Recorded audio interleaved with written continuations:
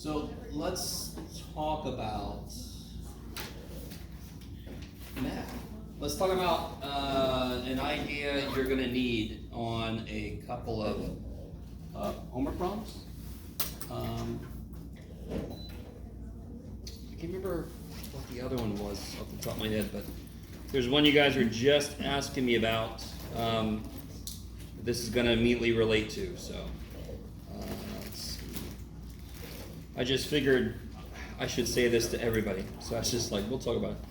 All right, let me grab some paper. Yes. Well, sure. We're all there. Roar. Roar.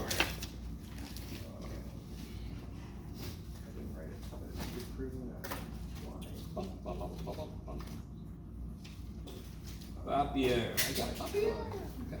If y equals x to the p, then, or x to the p. All right, so there is a problem in section 3.5. There were two things I wanted to talk about.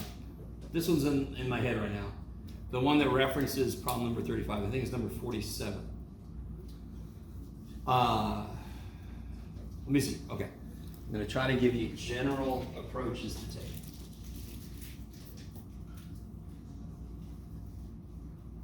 Okay. So they give you, what was it again, guys? Who's got it right there? Wait, is it for number 35? Yep. 47 references 35. Oh, okay, so it's 2 in parentheses x squared plus y squared, and then outside of yes, and then equals 25 parentheses x squared minus y squared parentheses, and then the points are 3, 1. The points are 3, 1. And that's from 35 though, right? Yes. Okay. And 47 is the problem you actually have to do. Yeah. So 47 wants you to go back and figure out where this has a horizontal tangent line, yes? Okay. So first level is just, you separate the problem from the process, right? Something I've been doing a lot of in the recent past when I'm teaching almost any level of math is talk about math processes. Do not give a shit what the specifics are. So this says find the horizontal tangent line. The process is get the derivative set equal to 0. That's the process. Now we're given a rather disgusting thing, yes. And if I want to take this guy's derivative, I've obviously got to use what process? What method? Implicit. Implicit. All right, so when you do that, you're going to get this kind of gross. And you want to set it equal to 0. Now, in the process of that, I'm not going to do that. So you implicit differentiation. You do an imp diff. You guys kind of with me still? So if I want to know where the tangent line does something, first step, get the derivative. Then you set that derivative equal to whatever you need. In this case, horizontal tangent line means make it 0. Yes? You are going to end up getting, let me see if I remember, something like x squared plus y squared equals 25 fourths or something. Is there? Yes? Okay. If you take the derivative, set it equal to 0, do some stuff, and just to help you out, guys, when you take this derivative, you're going to get dy dx equals a ratio of stuff, yes? What's the only way that a ratio can be 0? If the top is 0. So the bottom, you don't care how ugly that is because you're not going to worry about it. You're going to make the top equal to 0. And when you do that, you're going to get to this point. So if you haven't done this problem yet, you should be feverishly writing down some notes for yourself. There's a lot of steps to get there, but I'm giving you a target. So when you get there, you're like, okay, I'm on the right track. I know, therefore, that must be true. You guys with me? That must be true, correct? Because if I set the thing equal to 0, I get to this point. But does that actually give me the points? No, it just tells me, here's what this tells me. This tells me the points have to be on this circle. Not every point on the circle yet. Okay, let me make sure. I really want you guys with me. if I get the derivative, set it equal to 0, and solve, I get what must be true for this to have a horizontal tangent line. How many variables are involved in this statement? How many variables are in this statement? 2. So I need one more piece of information then. Does that sound familiar? I can't solve y plus x equals 3 because there's an infinite number of answers. If you give me one more piece of information like y minus x equals 4, now I can solve. There's only one point that would match both conditions, yes? So if you take this, notice, does this show up anywhere? Yes. Here, yes? And what does this say x squared plus y squared is? 25 and 4. So then you can plug this in here. And of course I picked the one that's dying. Poor little guy. Okay, hold on everybody. Hold on to your butts. Okay. There must be a pen, yes. Everybody else. Good. Now, if you plug this here, do you see how you'll be able to solve for x squared minus y squared? Because this will be a number, yes? So you'll get x squared minus y squared equals blah. How do you solve that system of equations? You add them. You add them. Because what happens to the y squares if you add these? Cancel. So to me, I love elimination because the whole problem is I have too many damn variables. The number of variables in this equation is too damn high. Elimination kicks so much ass because it just directly says, let's kill the y's. Again, not a life lesson.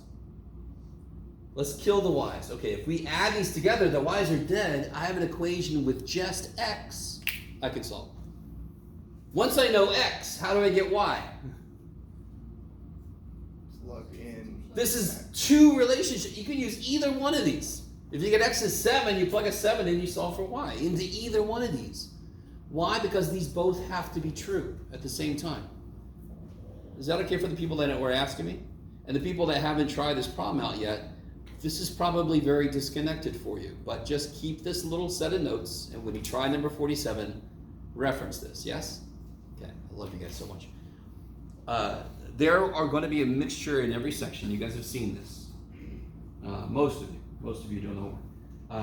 They have nuts and bolts problems, and then they have problems like this that are kind of like, all right, you get the idea. Here's a bunch. Oh God. If your only issues in the homework are these kind of problems, you're doing really well. This is supposed to be difficult. Yes? This is supposed to push you. And if you forgot stuff, like just ask me or ask a tutor or whatever. Okay. Maybe. So this kind of idea I think shows up in at least one other problem at the moment. It's going to show up big later. This idea of systems of equations, where you have two things that are true so you can use them with each other. Yes? Okay, maybe. Whatever. Yes? So you would use the result of x squared minus y squared and add it to the number before. Yeah, so for example, just to show you a simpler version of what I'm saying. If I know x plus y is 7 and x minus y is 1, how do I solve that? Take the bottom one and x equals 1 plus y. Plugged into the Oh, I see. You're a substitution Yeah. person. So yeah, I always think of that as invasion of the body snatchers, right? In the middle of the night, you come in, you replace y with something that it's equal to, yes? That's not true. No, okay. If you've never seen invasion of the body snatchers, fine, whatever. A little more direct route. So what you're saying is you could solve this for x and then plug that in, because that's what x is. Here's the reason I enjoy elimination. I don't have to do any of that shit. Do you see how the y's die if I add these together? Now, real quick. Why the hell am I allowed to add two equations together? Do you guys remember doing that? Elimination, substitution, graphical method, right? And in elimination, you just add two equations together. Why the shit are you allowed to do that? Yes? Yes. Because the value of x is the same, y is they're not going to change. No. X in the top problem, X in the bottom problem are the same value. True, but it doesn't mean you should be able to add the equations together. So let me ask you this: if you add, if I add these equations together, what am I adding to 7? 1. You with me? Aren't you supposed to add the same thing to both sides? So if I add 1 to this side, I better add 1 to this side, right? But what's 1 equal? This shit. So if I add x minus y to this and add 1 to this, I just added the same thing to both sides. That's why you're allowed to add 2 equations together. Are you guys at all with me? This is a little example of what I think pokes holes in students' understanding. You get a method, you do it. Somewhere in the back of your brain, you're like, why the shit should I be able to do this? But understandably, how do I say this? I'm just because you don't care enough. And that doesn't say anything about you. You understand what I'm saying? There's no reason you should care in the first place necessarily. You're like, why would I investigate this? I'm just going to do what this person's telling me to do because that's what I'm supposed to do. But you should be like, why the shit are we allowed to do that? And if your teacher can't answer you, you're like, all right, be better at your job. No, go to a tutor, get some help, find somebody who knows how to hell explain it. You guys are all with me? My job is to explain to you why things work the way they do. And I'm hoping if I do that well enough, you can tackle a weird-ass problem that's not exactly like what we've done because you understand the idea. I'm sorry, I'm going off on big tangents. Is everybody semi-cool with what I just said up here? Yes?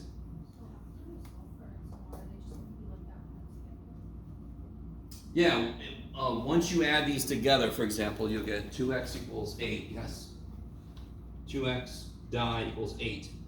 And then x is 4. Well, how do I figure out what y is?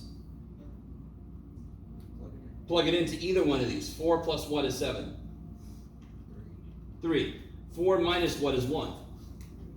3. So it doesn't matter which one because you force them to both equal each other. You force them to both have the same answer. Actually, the problem forced us to have the same answer, but I guess. So that's going to apply. Some of you guys have worked number 47 out to where you got here.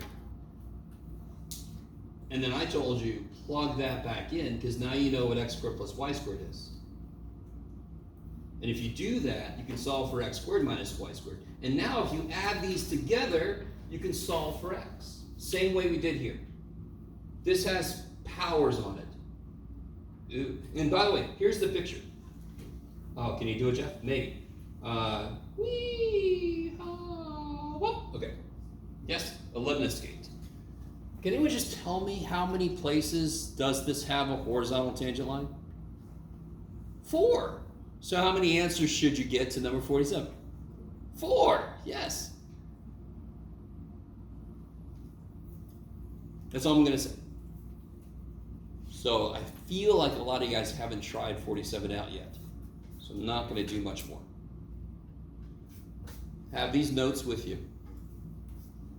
Does everybody understand these dots represent a decent amount of work?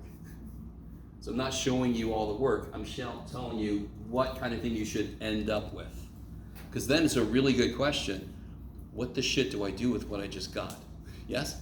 That's an excellent question. And this is what you do. Okay. The people that were asking me specifically, does that help you out? Who else was asking me? Is that cool? Okay. Everybody else, you'll catch up. Okay. Anything else from homework stuff? Yeah. I had a question about that. When I was doing that problem, I distributed and then simplified, whereas my classmate kept it factored. When is a good, what's the thought process for keeping it one way or doing it the other? Because sometimes, like with my work, it made it terrible and impossible. Considering That if you're going to set it equal to 0, you're going to have to factor anyway.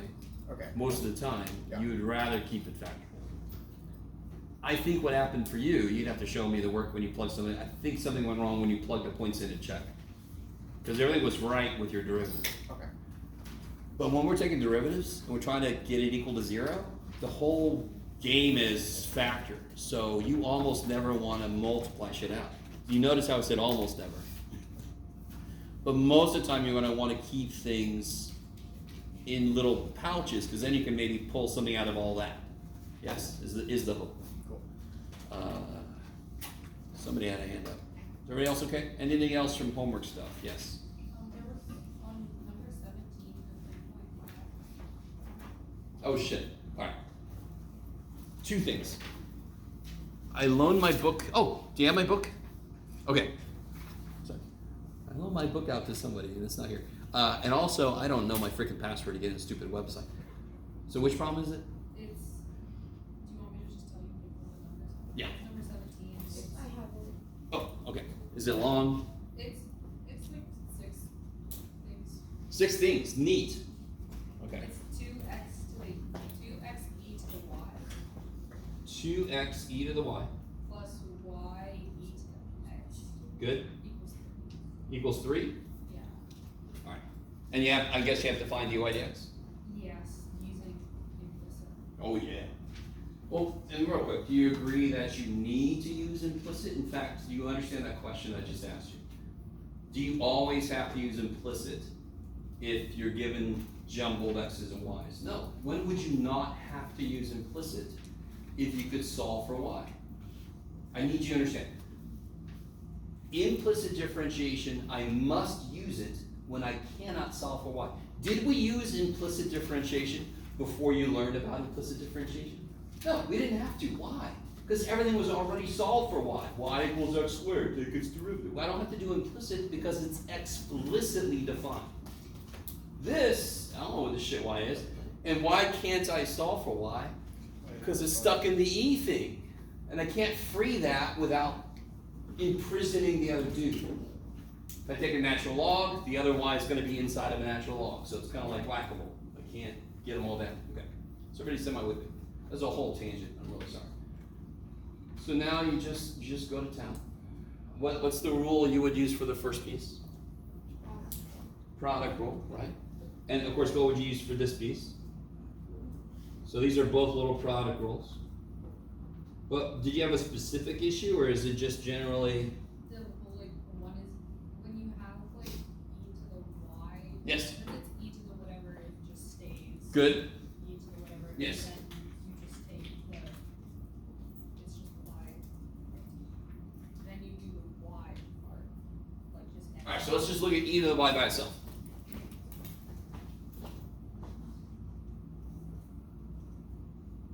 And let me be more explicit. There we go, John. So the derivative of e to the y with respect to x. Well, what's the derivative of e to anything? Stays the same. Times the derivative of the inside, yes? And this is not 1 because it's not dx dx, it's dy dx. Is that cool? Okay. So then, it's my time up. When I do the product rule here, the first piece is easy. And this piece is this, yeah. Is that cool? And this one's nice. Look at him, he's nice. But this is another product rule, right? Is that all right? All right. Here, a little freebie for you guys, but not really. If you haven't done this problem yet, try it. Do. Go. This will be a good review of implicit.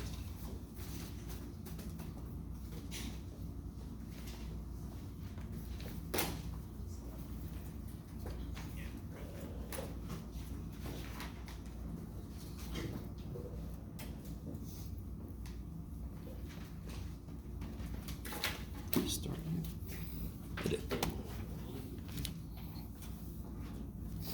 Wait. Yep.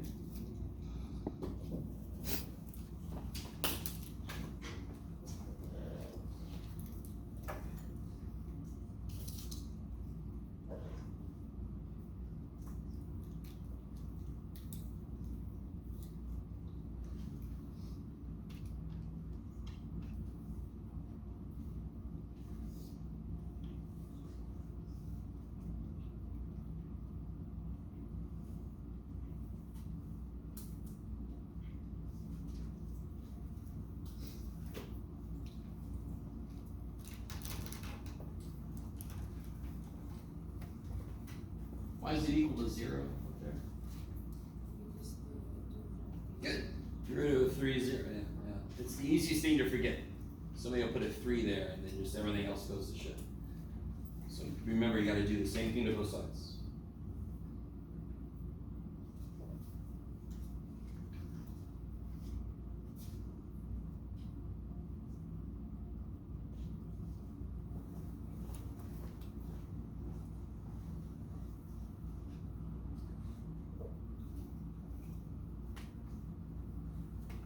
So what's the derivative of 2x? 2. And the derivative of e to the y we just did, that would be E to the y times y prime. good. And of course, this is y prime e to the x. And of course, what's the derivative of e to the x? Holy shit. And now, how do I solve for y prime or dy dx, however you've written it? What do I have to move? You wanna move the two EY and the Y to the. Yeah, stuff that didn't have y prime in it, right? And then you take a y prime out. Is pretty cool. Is that all right, Brandon? Yes. Okay. Okay. Now listen, implicit, like we said, it takes a small thing and it just blows it up. Because there's almost always going to be some kind of product rules or chain rules, almost always. So it just kind of blows up what you're writing. A lot of writing, but if you separate each piece out to its own little problem, it's not that terrible. It's just a lot to write. I like looking at your faces like, maybe it's not terrible for you. Is that okay? You guys could finish that problem out? Okay. Which problem is that again? 17. Anything else from homework? Yes. 57, I think somebody asked me about. What does that one say?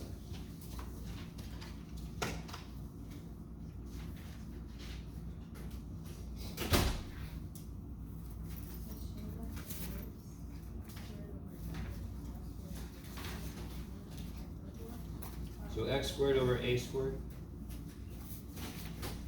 equals 1. Show that what?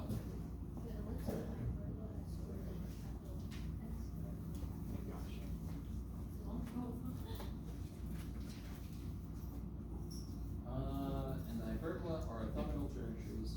Oh, that's where the word comes up. Somebody else was asking me about the word orthogonal. Of course, you got a glossary and all that kind of stuff, but has anyone run into this word and figured out what it meant? Or somebody asked me about it, I just told them the other day, but It's orthogonal. It's when the two curves cross if their slopes are perpendicular. at the Perpendicular, point that they yeah, so cross. orthogonal is another name for perpendicular. I like it.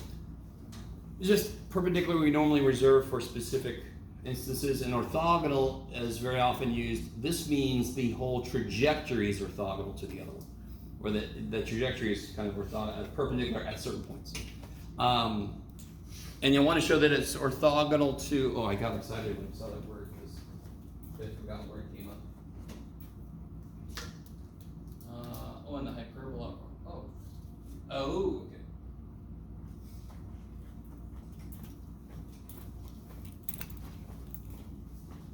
The hyperbola was x squared over big A squared minus y squared over big B squared.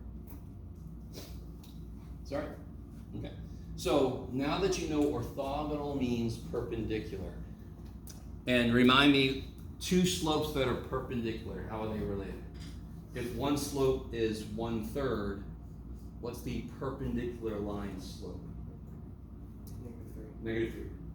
So two orthogonal slopes, two perpendicular slopes, when you multiply them, you get -1. That's one way to look at it. They are negative reciprocals of each other. You guys kind of with me? So to be parallel, what must be true about the slopes? Same slope. They have to be exactly the same. Perpendicular, they have to be completely opposite. What's the opposite of 4? You could say -4. That's one way to think of opposite. Isn't there another way to think of opposite? That's additively. What's the multiplicative opposite of 4? 1/4. So when I say completely, totally the same if parallel, completely opposite, I say it that way because you have to apply both ideas of opposite. If one slope was 1/4, the opposite slope is the negative reciprocal, -1/4. I'm sorry, -4. Yes? You guys kind of, does that dredge up memories? A little bit? No? Screw you, okay. So obviously, what do I have to do with both of those relations? Find the derivative. And then I want one derivative to be the negative reciprocal of the other one. Yes? You guys see what I'm saying? Yes. Do you treat big A, big B, little b as variables or as constants? Those are constants, yeah. Okay, so they would just both go away. Yeah, a squared is like 9. Hmm. You with me? They won't go away, they'll go for the ride. I like to say the constants go for the ride. Mhm. If the constant's by itself, the poor little dude dies, becomes 0. Is everybody with me? You got it. So this is how you break a problem down. What the hell does this problem want from me? Show that these two have orthogonal. Oh shit, what's orthogonal mean? Google, Siri, whatever the shit, yes? You with me? Bing, because I'm weird. No. Look at orthogonal, you see it's perpendicular. Okay, so what's perpendicular? Oh, the two slopes are negative reciprocal. Oh, okay, so find the slopes, make one equal to the negative reciprocal of the other. So if you get like negative 2x over y and negative 3x over y, you would make one equal to the negative reciprocal of the other one. You've got an equation you can then do stuff with. Okay. Do you guys see how this is one of those problems I was talking about earlier? This is a problem that is built on basic ideas. It does use terminology that I forgot was in there, and that's my fault, I'm sorry. Once you get the terminology out of the way, it's still a substantial problem. But do you see how you can map out a path to take? That's the whole idea with these problems is, can you translate what it's asking you into English and then figure out a path to take to get there? Maybe? Who asked that question? Is that enough to get going? Or did you already try some of that?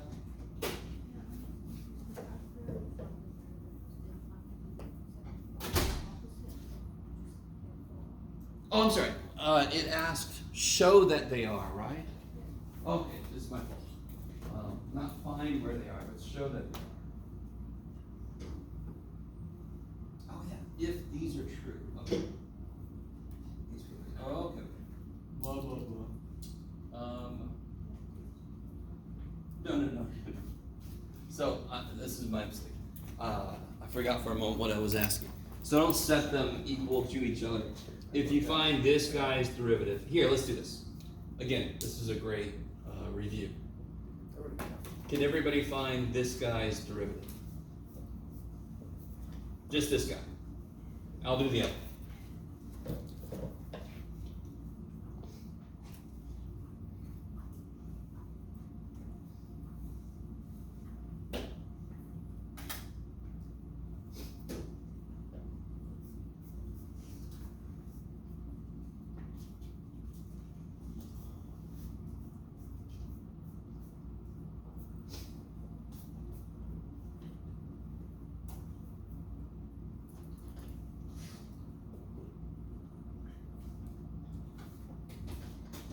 Oh, jump. There, that was better.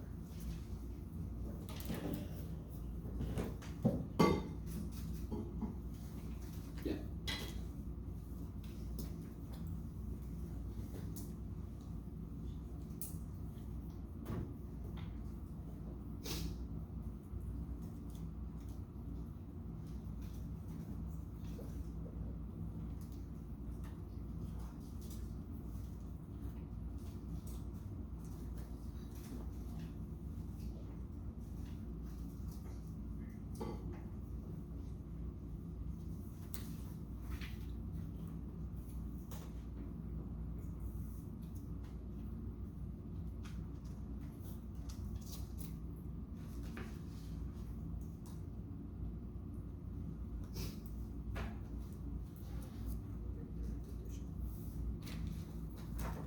Yes.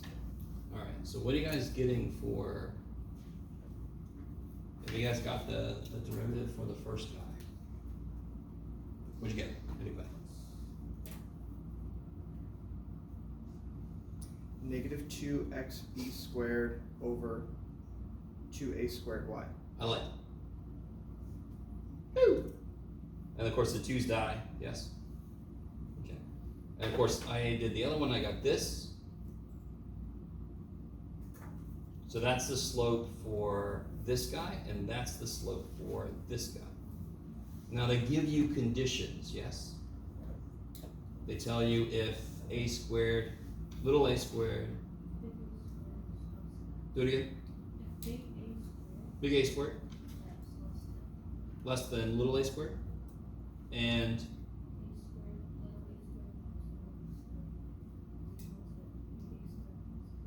big A squared plus big B squared. Okay. I like it. Hey, Mike. So you want these to be negative reciprocals of each other. This kills me. They don't have my book. And you know it's supposed to only happen if these two things are true. If a squared is bigger than big A squared.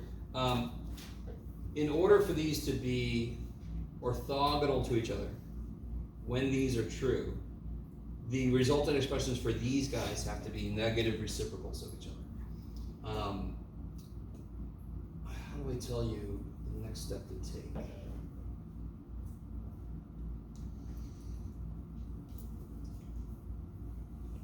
You multiply the two together and they should equal -1.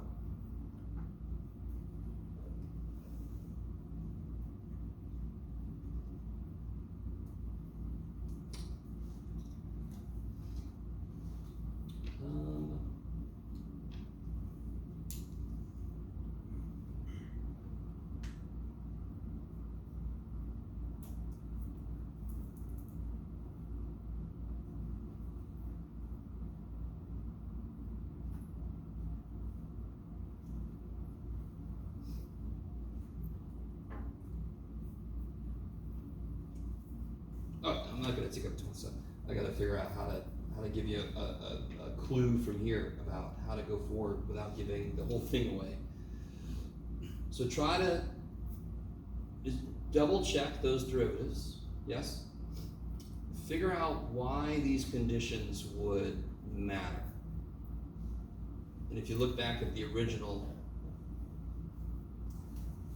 this one's kind of interesting because it goes back to the focus of each, which again is one of those things you've probably forgotten. And it's not your fault because we don't talk about foci very much for parabolas and hyperbolas. Yeah, okay. I'm gonna stop there for now. I gotta think about what else to say about this. Okay. This is interesting. Are these the only problems you guys are having trouble with? Which is excellent, because these are freaky. Is everything else going okay? Hopefully everybody's actually started section 3.5. That would be good. That's good. Yesterday we did 3.5, 3.6. And I won't make it official. When is our next test, by the way? July 1st, Tuesday. Which is next Tuesday, yes. It's almost like we're 6 weeks. So I am gonna make this official. We are gonna have a quiz tomorrow. And that's gonna be on 3.5 and 3.6.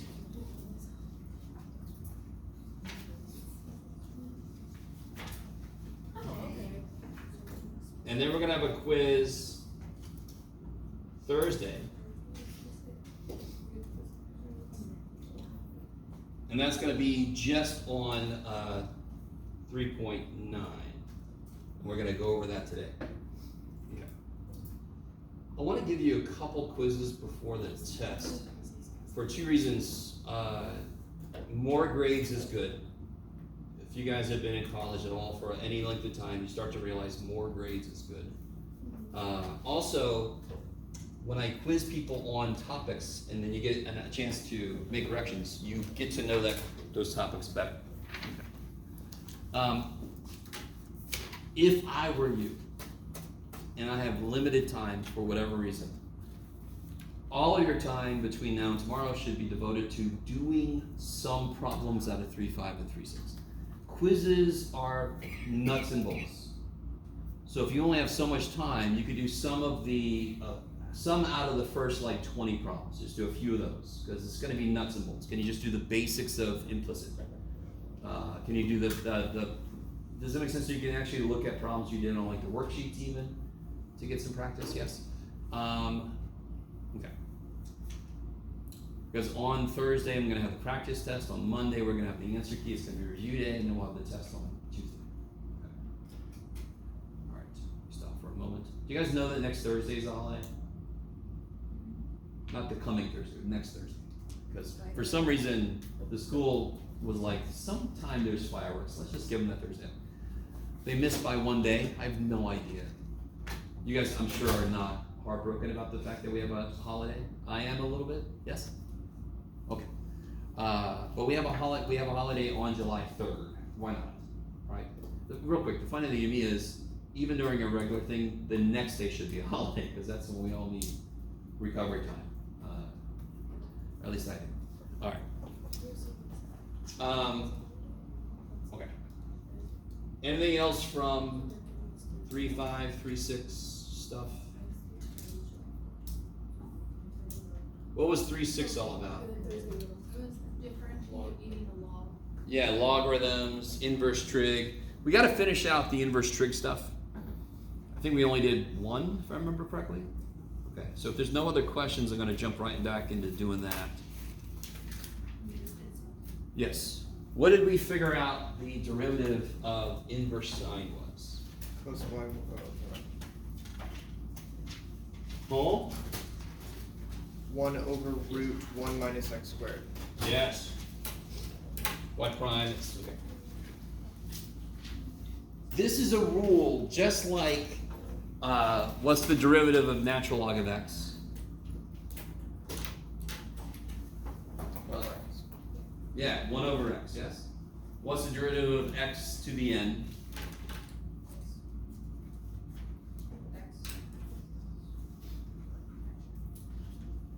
What's the derivative of x to the fifth?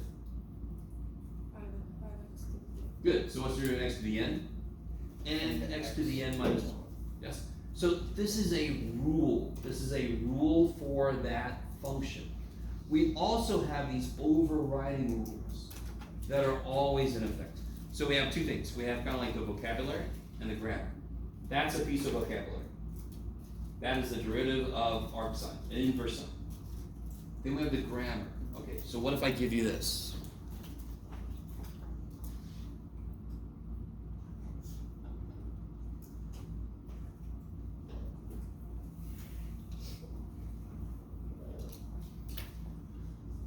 So what bit of math grammar comes into play?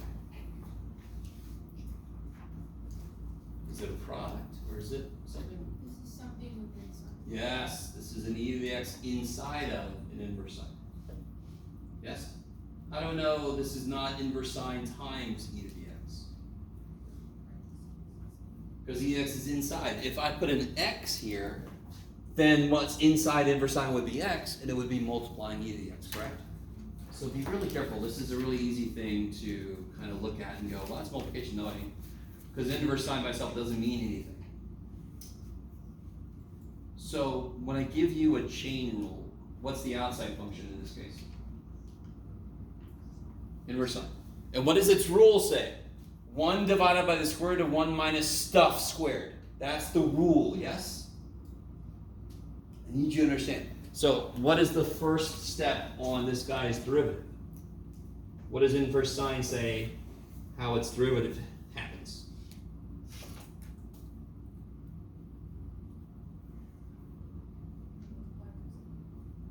Huh? Yes. So the rule for inverse sine, its derivative is 1 divided by square root of 1 minus that squared. That's its rule, correct? What's the derivative of e to the sine x? What's the first step? Derivative of e to the sine x. What's the first step? The outside. Yes, and what's the derivative of e to stuff? E to stuff. Then you worry about the inside, correct? Okay, this is the outside. This is just like e to the x's derivative is e to the x. Derivative of this is this.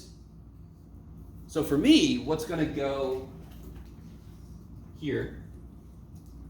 E to the x. E to the x squared. And then times, E to the x.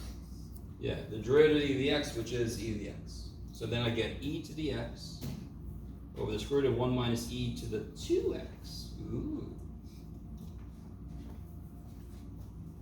Because you multiply powers when you raise something with power to I need you to understand, you've been doing this already. It's just that inverse sine's derivative is itself kind of involved, yes? But it's just a template. It's just whatever's inside of inverse sine, it goes there.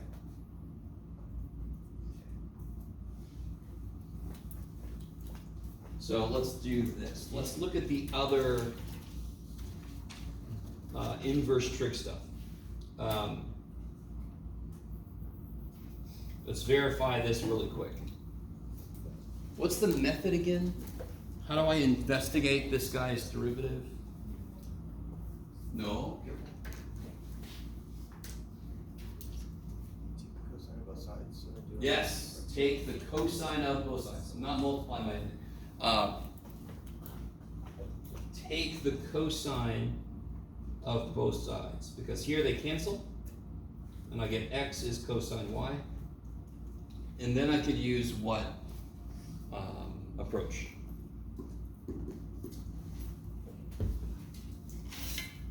Is what I'm about to take a derivative of solve for y? Do it implicit. Implicit. Good. So I'll do this side. Ooh, okay. This isn't too bad. What's the derivative of cosine of something? Negative sine of something? Times? Y prime. So then I get y prime is negative 1 over sine y. Is that cool? So far, I mean? Now, in this case, why do I know I'm not done? Because we're not solving for x. Yeah, the original function I was given was a function of x. My derivative better be a function of x also, yes? Let me stop for a minute.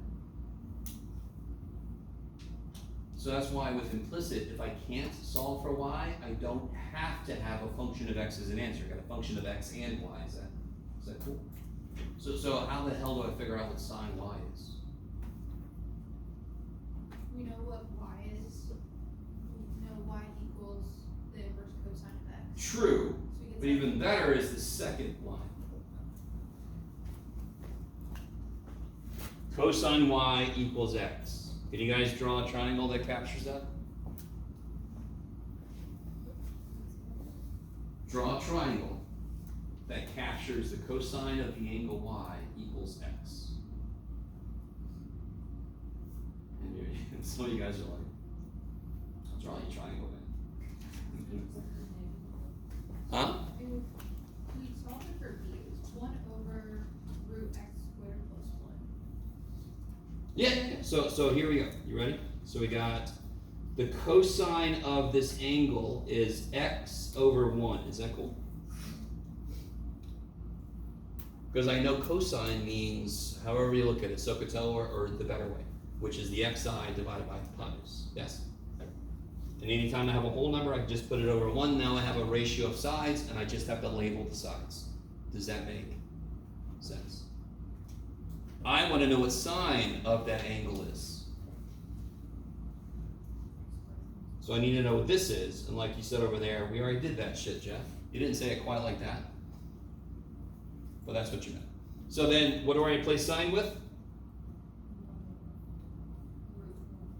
Yeah, root this over 1, which is it, yes? And isn't that exactly what I told you to expect, yes? So just the negative. Yes! So that's why I said at the beginning, we're gonna verify what we said. If the derivative of inverse sine is positive 1 over square root of 1 minus x squared, it made sense to guess this is probably what inverse cosine's derivative is gonna be.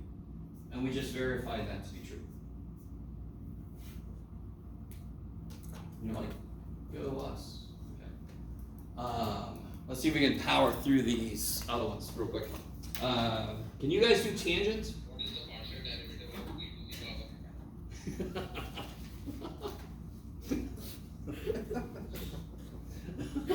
What was that? Do you have a YouTube video? Yeah. Okay. It's okay. I was like, who sounds like that? Okay. Oop. So what I want you to do is to figure out this guy's derivative. Go.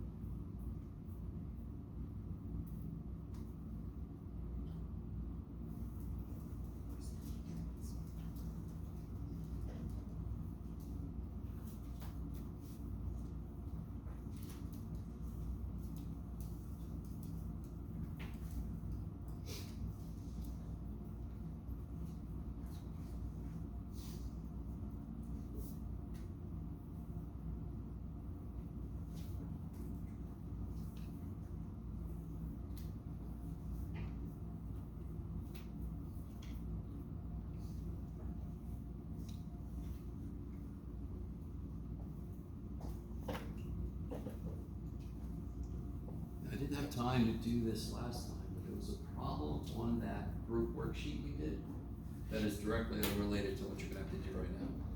Because what's the derivative of tangent of something? Secant squared of that thing, and of course times, and of course times y prime, yeah, derivative of the inside. So then y prime is 1 over secant squared y, so now I just have to know, so up here on the triangle I've made, how do I know y is an angle? Because it's inside of a freaking trig function. The only thing you can put inside of a freaking trig function, the only thing you can put inside of a trig function is an angle.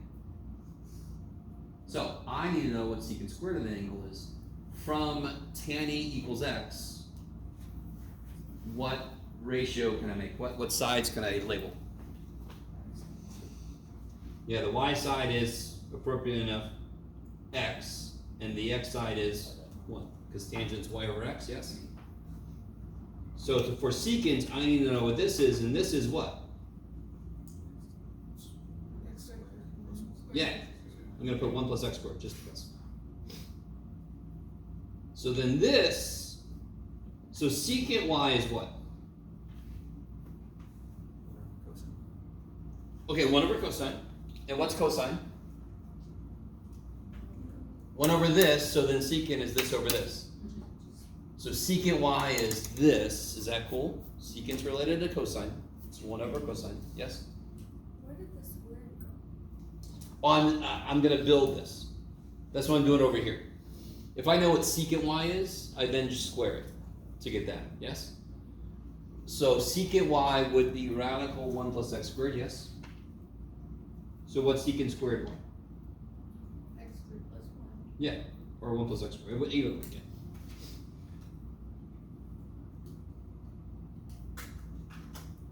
I am hoping this feels familiar, because in your pre-calc class you should have been doing this a decent amount, or your trig class, whichever one of those two you definitely took.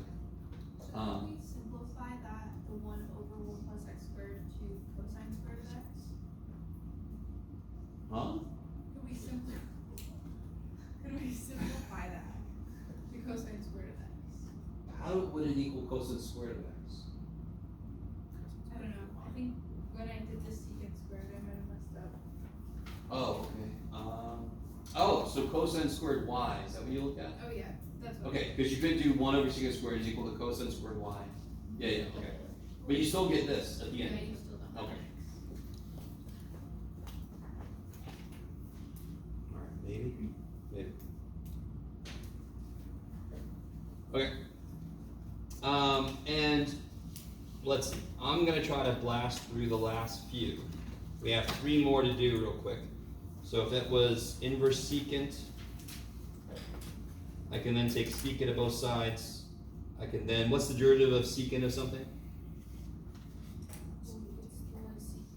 Secant of something, tangent of something, times y prime, I like it. That's always weird. Secant's derivative and cosecant's derivative is weird because it kind of really grows a lot. So it's really easy to forget things like I almost did there. So y prime is equal to 1 over secant y tangent y.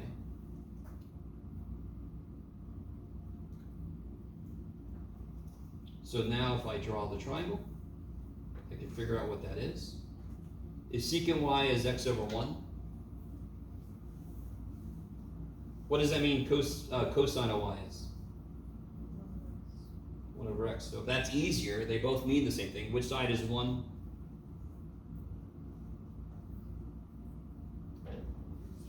Cosine is 1 over what? X over hypotenuse. So it'll be x over hypotenuse. Oh, yes. Cosine is the x side over that hypotenuse. So the x side is 1, the hypotenuse is x. Okay. So then what's this side here? Square root of? No. Well, let's see, let's do it step by step. Let's call that a squared plus 1 squared equals x squared, a squared equals x squared minus 1. So this would be the square root of x squared minus 1. You guys see that? Hypotenuse will always be first because it's the biggest dude. You can't subtract some bigger thing from a smaller thing, at least if you want a real triangle. I love you guys. There's so much here. I understand. And some of you guys are really shaking your trig for many reasons. Yes? But hopefully this is dredging some stuff up. I need to know two things now. What's really nice about this one that I need to know? Do I know that? Yeah, it's freaking what? It's freaking x. I knew that from the beginning, yes? Well, what's tangent y now?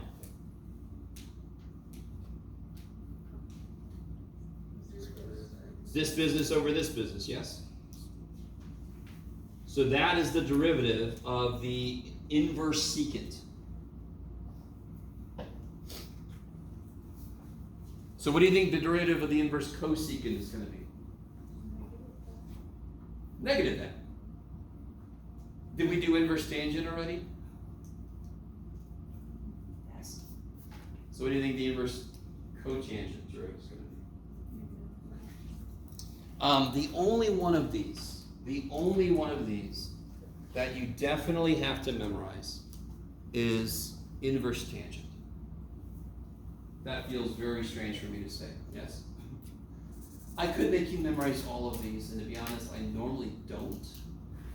It's a good idea to memorize all of them if you want to, especially if you're going to do a lot more math after this. But the inverse tangent is the one that comes up the most. So it's the most immediately important one to just know. Who remembers what the derivative of the inverse tangent was? Yes, it's also one of the nicer ones. No radicals or anything, yes? The inverse of that was just negative. Oh, you mean, Or, sorry. for the cotangent? Yeah. Yeah, because if we do this real quick.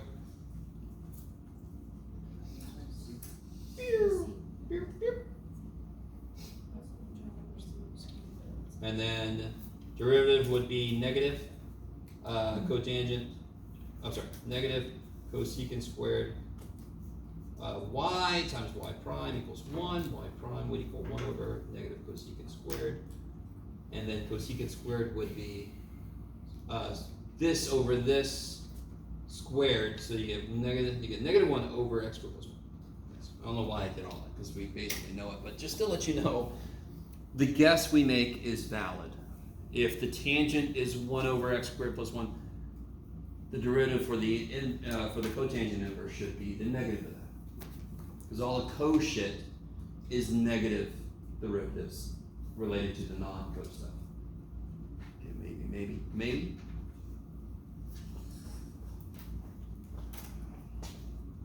Okay.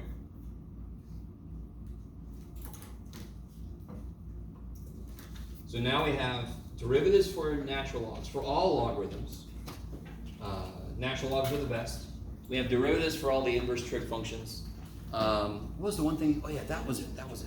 Real quick. A general thing I could tell you to help you out with some of the homework. This here, for example, was dy dx, correct? That was y prime, which is dy dx. You with me? Some of the homework asks you to figure out what dx dy is. Here's the coolest trick in the world. You guys, we know the process for dx. If you wanted to do dx dy, that's a complete mind freak because you have to then, x is a function of y. So your entire way of thinking would have to change. So what I would do is I would solve for dy dx, and if you're supposed to get dx dy, you just flip both sides. So if dy dx is 1 over x squared of x squared, what's dx dy? X times square root of x squared minus 1. Is that okay? So if I know dy dx is x over x squared plus y, then dx dy is x squared plus y over x. I just flip it. That's almost too nice to believe. So again, if you've done some of the 3-5 homework, you should have hit a problem that wants you to do dx dy. You just do dy dx and then flip it. That is so nice. Okay.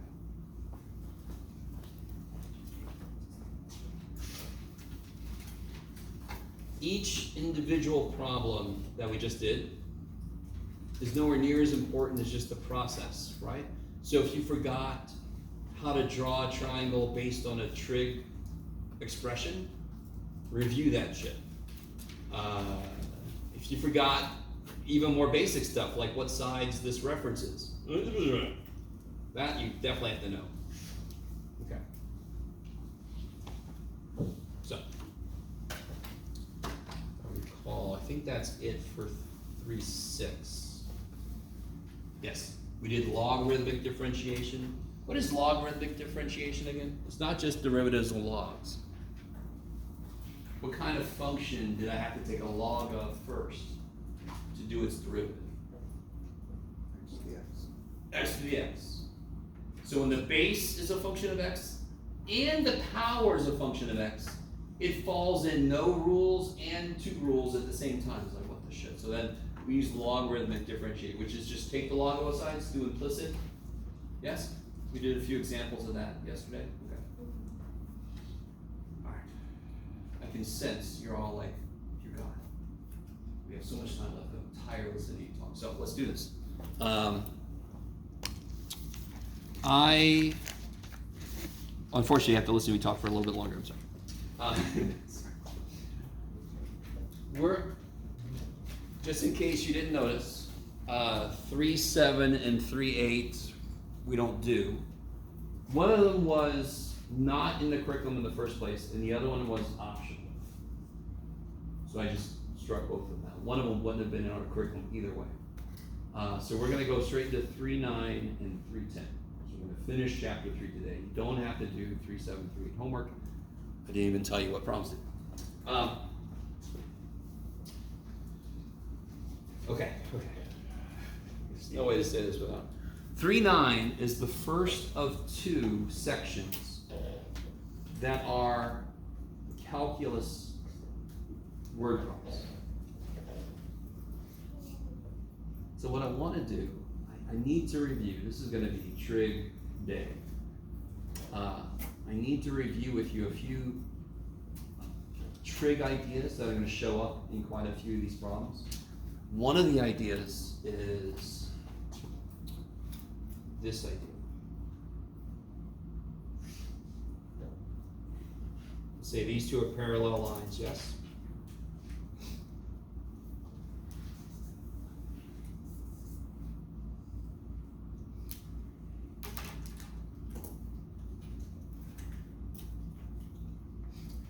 Can anyone figure out the length of this?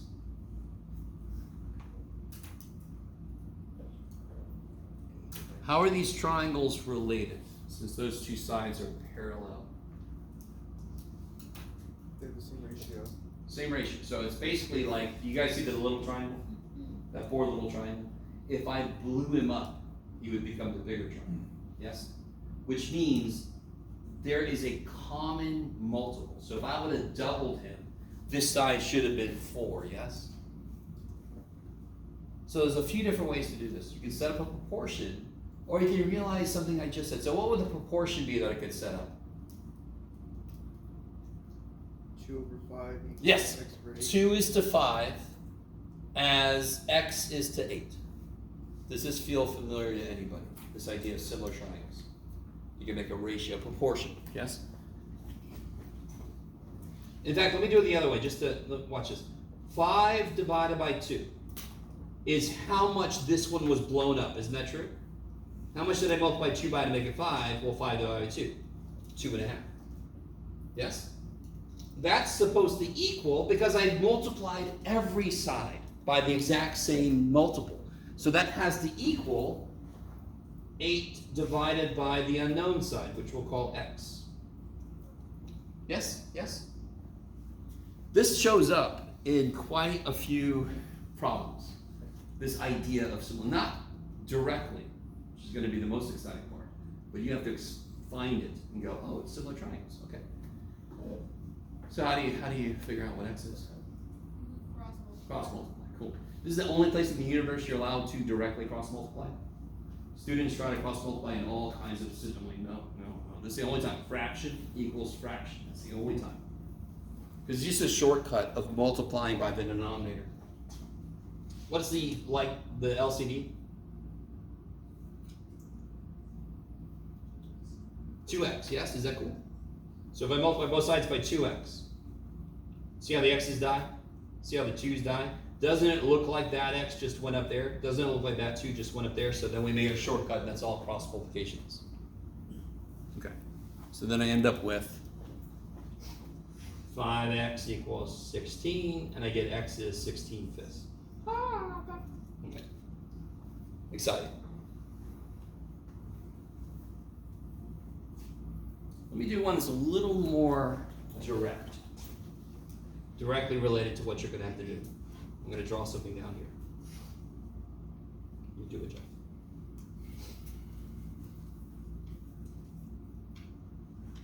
Let's see what you got, Jeff. Let's do, yeah.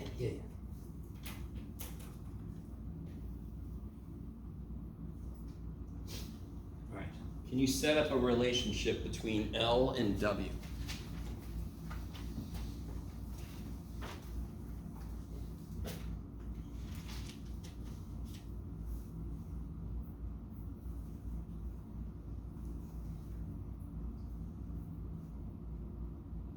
Raised for what L is to W.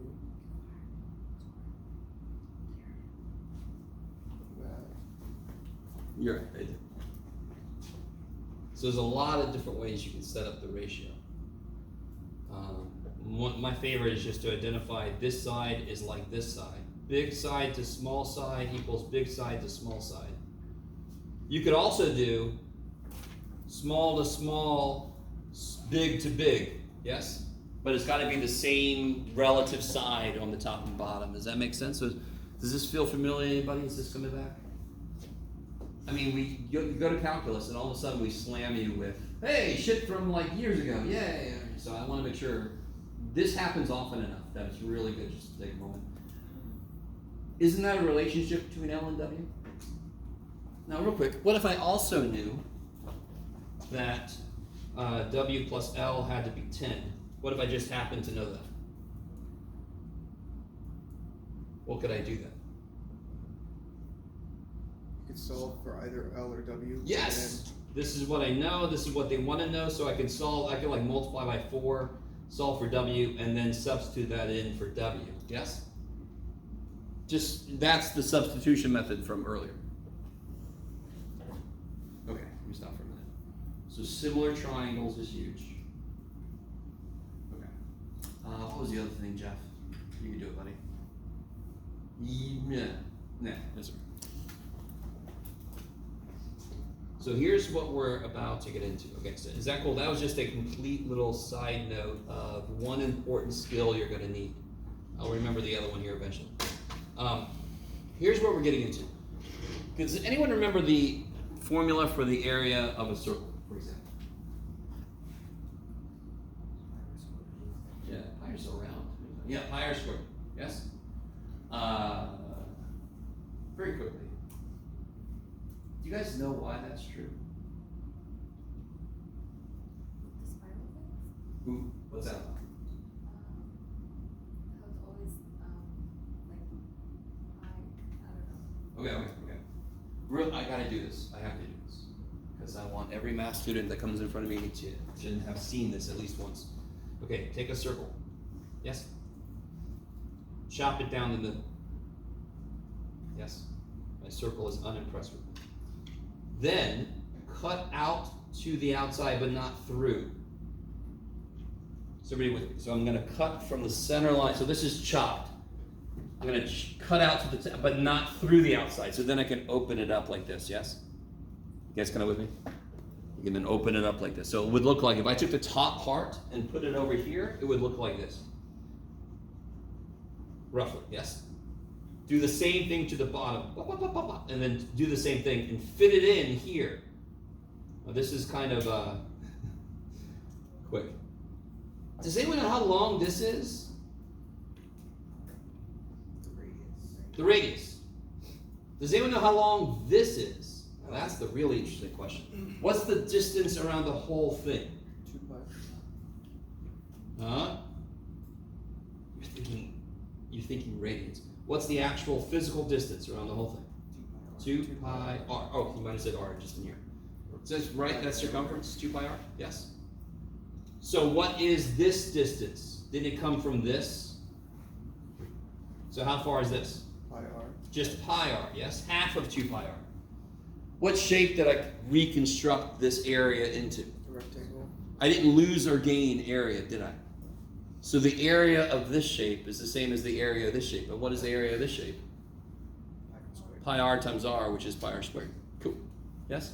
That is a very quick, and you could actually do it with paper. I'm not going to do that, sorry. I can't arm you all with scissors. Okay. So the area of this is pi r squared, therefore the area of this is pi r squared. Okay, that's a very quick side note. This is actually going to come up later this semester, believe it or not, but just to throw that out there right now. Now, let's overanalyze this. That equation I just wrote so beautifully here, area equals pi r squared. That relates the radius of a circle with its area. Do you agree? Of course. So if I change the radius, I can then see what happens to the area. That is a relationship between the area and the radius of the circle. If I was, all right, let's say, has anybody ever thrown a rock into a pond or a body of water or something? What happens if you do that? Besides, you might hit the head of somebody who was snorkeling. I'm sorry. A ripple goes out. Ripple goes out. What happens to the ripple as it goes out? It's in the rough shape of a circle, and it just gets bigger and bigger, correct? So over time, the radius and the area of that circle get larger. You agree? Okay. So what I'm about to do, so what does that mean? What do I have to allow to happen for that circle to get bigger? Radius has to increase. What do I have to allow to happen for the radius to get bigger? Time to pass. Time has to pass. You guys kind of, if I want to know how quickly the area is changing over time, can you tell me the symbols that would represent that idea? I want the change in area, how quickly the area is changing as time changes. TATT. Do it again. And even better than that, dA over dt. If we want to get exactly, yes? So if I take, now here's where things get tricky, okay? Is there a t anywhere explicitly in that statement? Do you all agree with me though, that in some situations, like the circle that's created when I throw a rock into a pond, that does change over time, correct? You with me? What's changing over time? The radius and the area, yes? So aren't area and radius implicit functions of time? If you let time go by, and this represents the area of that circle, that ripple, shouldn't both A and R increase? So aren't they both functions of time? How do I know the functions of time? Because if I let time change, they change. Therefore, they are functions of time. Yes? Okay, I like it. Love you guys. The actual end result of this is nowhere near what it seems like I'm building up to, but I need you to understand the idea behind this. So we are going to take the derivative of both sides of this with respect to time. Time doesn't even show up in this damn thing, yes? So what did we have to do when I took the derivative of y with respect to x? I had to do dy dx. It actually is a y prime. It shows up, correct? Aren't both of these functions of time? So what, I'll do this side. Jeff, shut up, Jeff. Oh boy, okay.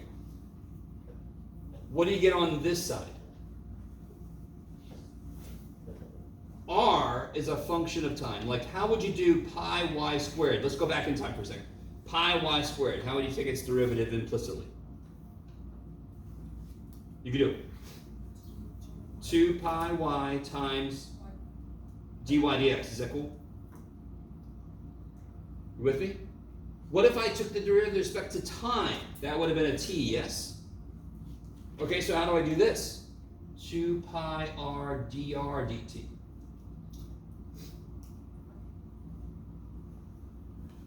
I need you to see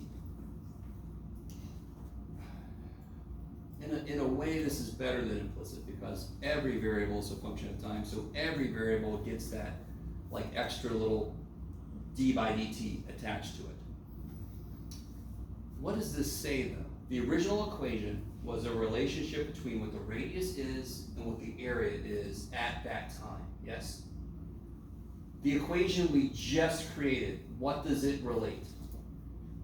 What's in it? What does it relate? What does this mean? How area changes as time changes. So this is the rate of change of area, yes? And what's this? Rate of change in radius. So doesn't this relate the rates of change? And the title of this dumbass section is related rates, yes? Do you understand what I'm saying? So I desperately want you to understand the idea behind it. I also wanted to really quickly make sure you understand the title of the damn section. It's really important. When I write an equation, I am relating variables. This is how these variables relate to each other. If I take a derivative of a setup equation, I then see how the rates of change relate to each other. Because those are the stupid things that are in the damn equation now, yes? And we call it related rate. So if I knew that the radius was increasing at a rate of 3 centimeters per second, oh shit. Let's say the radius is increasing at a rate of 3 centimeters per second. Can you figure out how quickly the area is changing? This is where you have to understand that this is calculus symbols, but algebra idea. Oh, I do need to tell you one more thing. Damn it. Check. Let me see if I can. What else do I need to tell you so you can figure out how quickly the area is changing? The What time order is I don't have to know anything about time. the radius? I have to know what the radius is at that instant. So let me see. When you first throw the pebble in, the circle goes out. Yes? The amount the area is changing is dependent on how big it already is.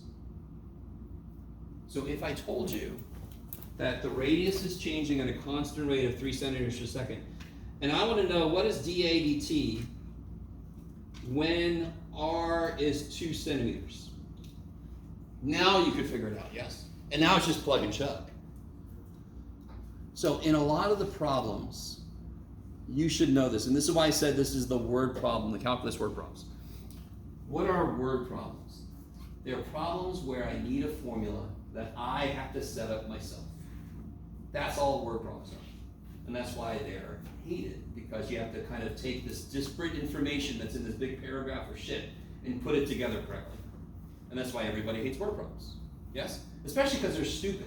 Very often, I've already talked about this, it's Bill, I forgot how much money you put in the bank. I'm like, whatever, Bill, shut up. I know exactly how much money you got in the bank. Like, who are you?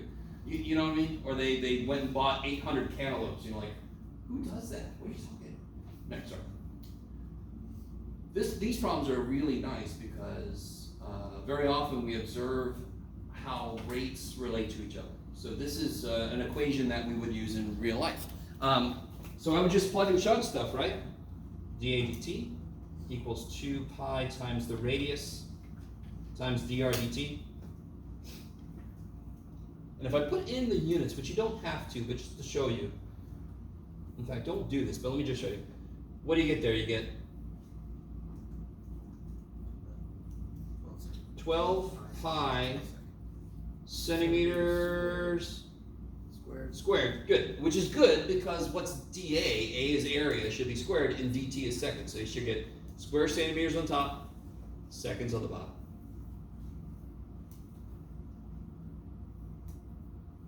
Okay, I like it. Hey, Mikey. I love you guys. So just to kind of show you a counterpoint. What if I had this, and I want to know what dA dr is? How would you do that?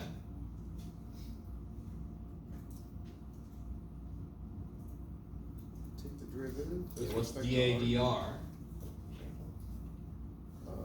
4 I don't know why I put a 2 there, sorry. So that would be 2 pi r, and you could do times dr, but of course that is 1. So if I take the derivative with respect to a variable that's there, Some of those are gonna be 1. I'm not even gonna think of it as a chain rule because the inside function is not more complicated than the variable. That's normal implicit. Normal implicit, you have x's, you have y's, the x's are gonna act normal and the y's are gonna be freaky because they are functions of x. In this section 3.9, we are gonna almost always be taking the derivative with respect to time, and everything is related to time. So everybody's gonna have like a d something dt. So now I can give you something. Let's do the first problem and then we'll take a break.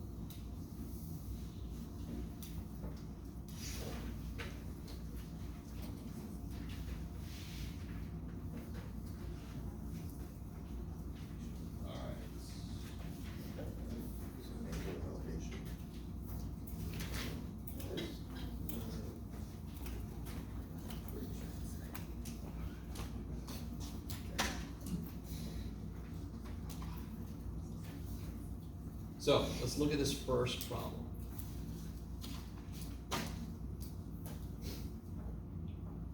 In quite a few of these problems, you're going to want to draw a little picture. Trust me. So airplane passes overhead going 300 miles an hour.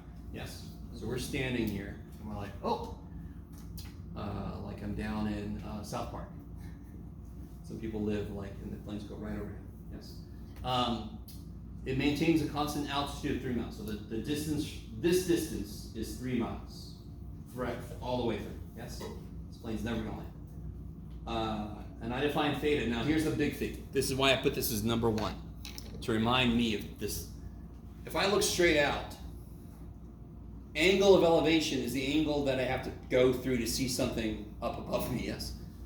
So angle of elevation is literally how different from the horizontal have you moved up.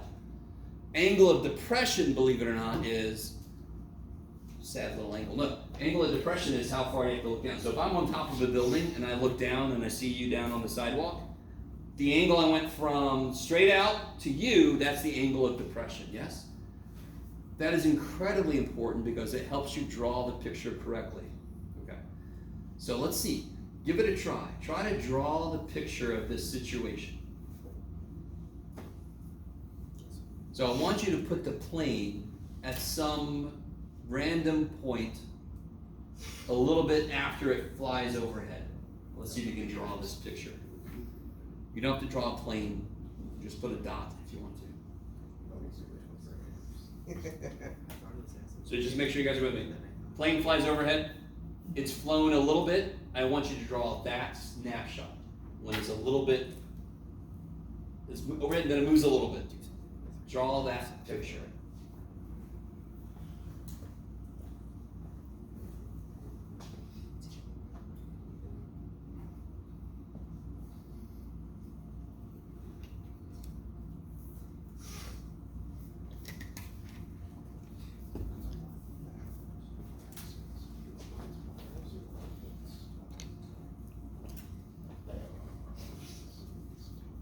So if it was right here, and I go straight down to me, that's me, that little dot. How long is this? 3 miles. 3 miles. It's moved forward a bit, yes? And then here's me looking up at it. Where's theta? Yeah, this is theta, yes? This is me looking straight forward, and theta would be the elevation to it. Is everybody with me? Okay. So what I can do You can see the shape that wants to exist. It's just sort of in the wrong kind of place. I don't know if you guys are with what I'm saying. It's pretty semi-cool with that picture I just drew. Does yours have to look exactly the same? No, you can have your plane go the other way, whatever. But it's got to have the 3 miles. It's got to have the plane went a little bit, and it's got to have the angle in the right place. So it really can't be that different from this. Okay. That angle is not in the triangle I've drawn. I could either force it in, or I could just draw a triangle that has that angle in it. Are you guys all with me? So let me do that. What I mean by that is, let me just make this go forward a little bit. This would be 3. Yes? And now I've got this triangle here I can look at. Yes? Now, it's asking me, how quickly is the angle changing after 10 minutes? Well, let me ask you this. It's going 300 miles an hour, right? Okay. Are you guys cool that this is kind of like the shadow of the plane? Down here, is that cool? So somebody give me a variable for this. Now, why does that side get a variable and this side doesn't? Because this side Constant altitude. never changes. It's 3, yes? So I'm trying to give you an idea of the things you have to be careful about. Your first step in these problems is going to be almost always drawing a picture, but then what are the variables? What parts of this change over time? If there's a part that doesn't, it's a no. If there's any parts that do change, they need a freaking variable. Yes? And the angle, we already gave it a variable. I sort of did that already because I'm crazy. I called it theta. Right? Okay. And the letters you use don't matter. Oh, I did say theta. Damn it. Okay. Now, let me see if you guys are cool with this. 300 miles an hour. What does that relate to in my picture? Nothing. Oh, it does. It's the speed, so we transfer it to time to the clock, so we know it's right. Oh, okay. Don't bring the 10 minutes in yet. But you're right. You're completely right. We're going to do that in a minute. What's x again? What does x really represent? The shadow there. When would it be 0? A T was wrong. When it's directly overhead, correct? If I let some time pass, the plane's going to move. The shadow's going to move the same amount, yes? Or at least let's say the projection of the plane will do right. Wait. Do we know how quickly x is changing that? 300 miles an hour. There you go. So what's the symbol for that, what you just said? D what dt? dx dt. You all agree with me, 300 miles an hour is the rate of change. Almost always, you see rate of change. It's going to relate to d by dt of some variable. You just have to figure out which variable it is. It's obviously not theta, because it's not an angle changing. X is going to change. Why does x change? Because the plane moves. Oh, so dx dt is how quickly the plane is moving. You guys see that? So you all know this. Every word problem, it's going to give you a bunch of numbers and blah, blah, blah thrown about. It's your job to figure out what variable does each one represent. 300 miles an hour is not a variable. It's a derivative of a variable. Yes? So dx dt equals 300.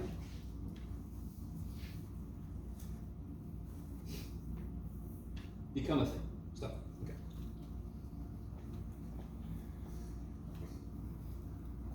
Okay.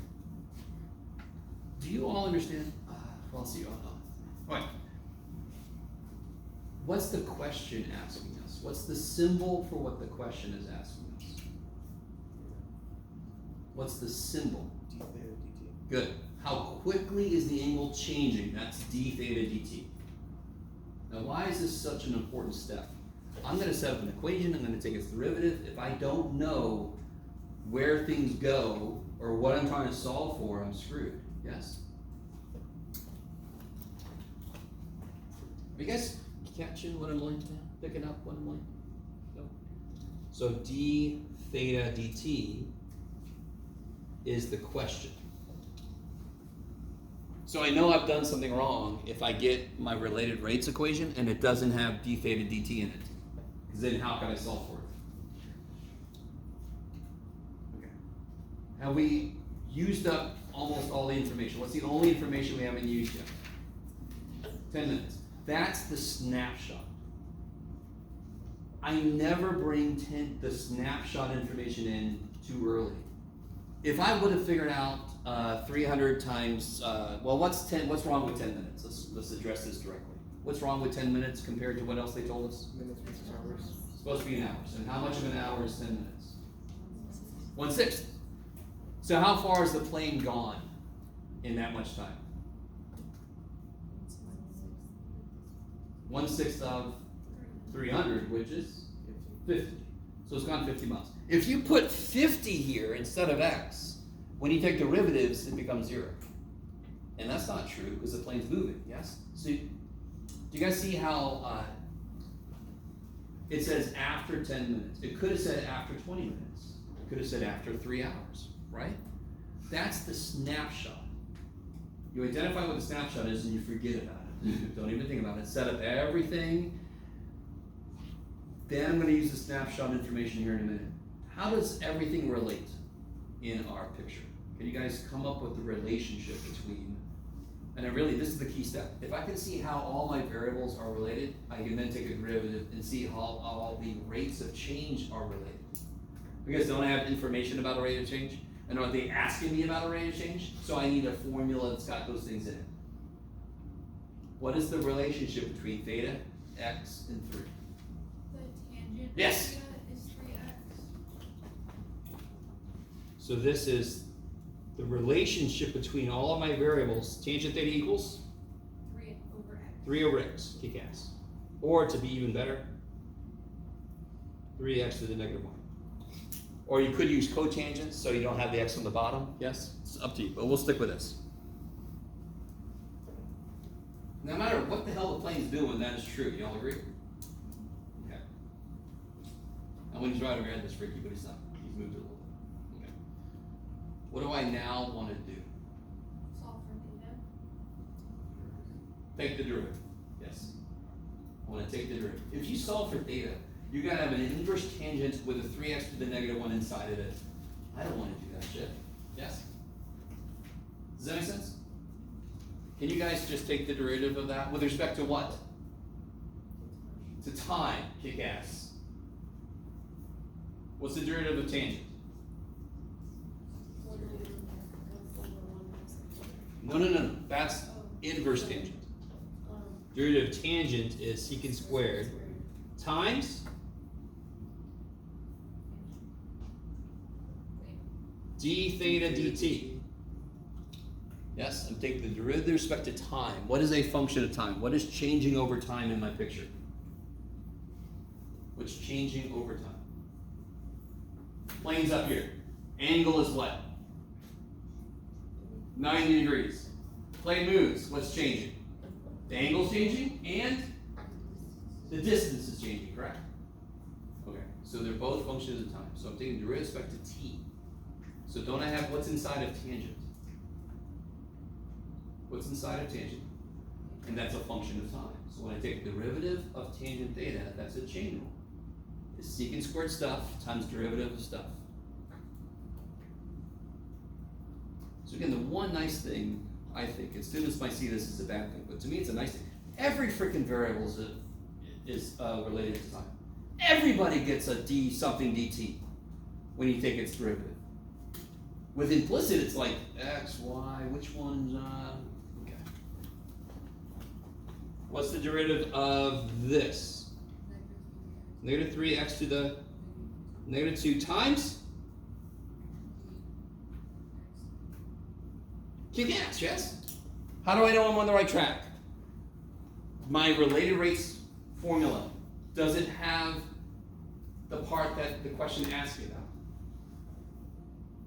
Yes, d theta dt, it's in there. I can solve for it. Does it have the part that they told me information about? Or does it have anything that they didn't give me information about? There's one thing that we haven't figured out yet. They asked me for d theta, it's actually 2. Oh boy, we're gonna have a good time. They asked me for d theta dt, it's in there. They gave me dx dt. What else is in there? X and theta. I love you You're looking at me like, oh, you're so mean. I'm not. I'm sorry. Okay. You came up there. You figured out a way to figure out what x is. Yes? Now I care about. So this equation, when is it true? Always. For this situation, it's always true. Now we bring in what snapshot moment do we care about? 10 minutes. Now I start to plug in some information from that. What is x then? We just figured it out earlier. How far is the plane gone? In 1/6 of an hour. All right, so x is 50. So x at the snapshot time, x is 1/6 of 300 is 50. So I'm going to put a 50 here. How do I figure out what secant theta is? Don't I have to know what secant theta is? Let me see if you guys are cool with this. Don't we have a nice complete triangle here? Well, not complete, but that's 3, that's 50, yes? And I want to know what secant theta is, so what side do I need to know? Yes? This one, I need you to understand something. This first problem is kind of like a mid to higher level problem, but I wanted to do this problem because it has little bits of everything that you're going to run across. Not every problem is going to have all of it at once, okay? But this has little bits of everything in it. And it's not like crazy difficult. The picture wasn't hard to draw. Yes? The what now? Oh. We've set up a relationship that is always true for this plane and me, yes? Now I bring in, now that I've set that up, now I bring in, oh, I'm interested in 10 minutes. I'm interested in right after 10 minutes. So after 10 minutes, how long is this? It's going 300 miles an hour. 10 minutes is 1/6 of an hour. So 1/6 of 300 is 50. So at 10 minutes, it's gone 50 miles. How do I get secant theta? What sides do I need? I need the hypotenuse and the x side. Well, I know the x side is 50. How do I get the hypotenuse? Old Greek dude. That's right.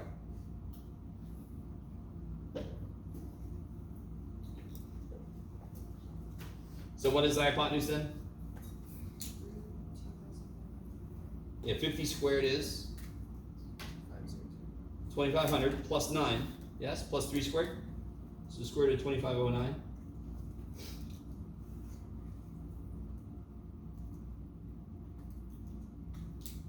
So what is secant theta? It's going to be that divided by that, yes. It's going to be the hypotenuse divided by the x side, yes. So what's secant squared theta? It's going to be 2,509 divided by 50 squared. Secant theta is this divided by 50. Is that cool? It's the reciprocal of cosine, yes? So what's secant squared theta? It's going to be the square of this divided by the square of this. So bam. Let me try this again. Is everybody cool with the triangle, how we got it? This is 50 at the snapshot time. This is always 3. And we figure this out with help from the old Greek cult guy that we listen to for some reason. Yes? What's secant theta then? Well, what's cosine theta? It would be 50 over this, so secant would be this over this, yes? And what do I need in my equation? Secant squared. So what's the square of that? It'll be 2,509 over 50 squared, 2,500. Times d theta dt equals -3. What do I put in for x? 50. And then dx dt, did they tell us that? Okay. Could you solve that for d theta dt? That's easy as shit now, right? You can use your calculator, that's fine. You multiply that one side out, and then you multiply by the reciprocal, yes?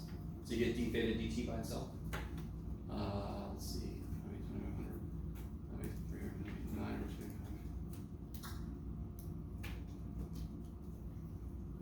9. You do a job. Figure over that.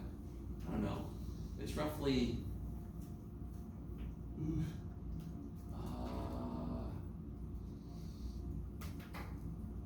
I think it's roughly 0.36 or something. negative. I forgot my negative. Oh, sorry, I retired. Negative 0.36. So you just multiply this shit out, and you multiply by the reciprocal of this, yes? And you should get negative 0.36 what? Oh boy, oh shit, oh boy. You can do it. You can do it. What's the angles units? Because look at the d theta, because the top's got to be what angle units are, which are basically always radians. And dt, what's time in this problem?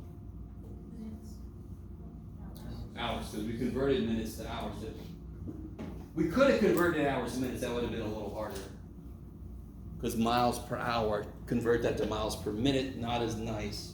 So our angle is radians, and our time is hours. All right, dear God, let's take a break. Everybody go somewhere and scream, and come back at 12. Come back at 12, after you got it all out, and then we'll do a slightly easier problem, okay? Yes?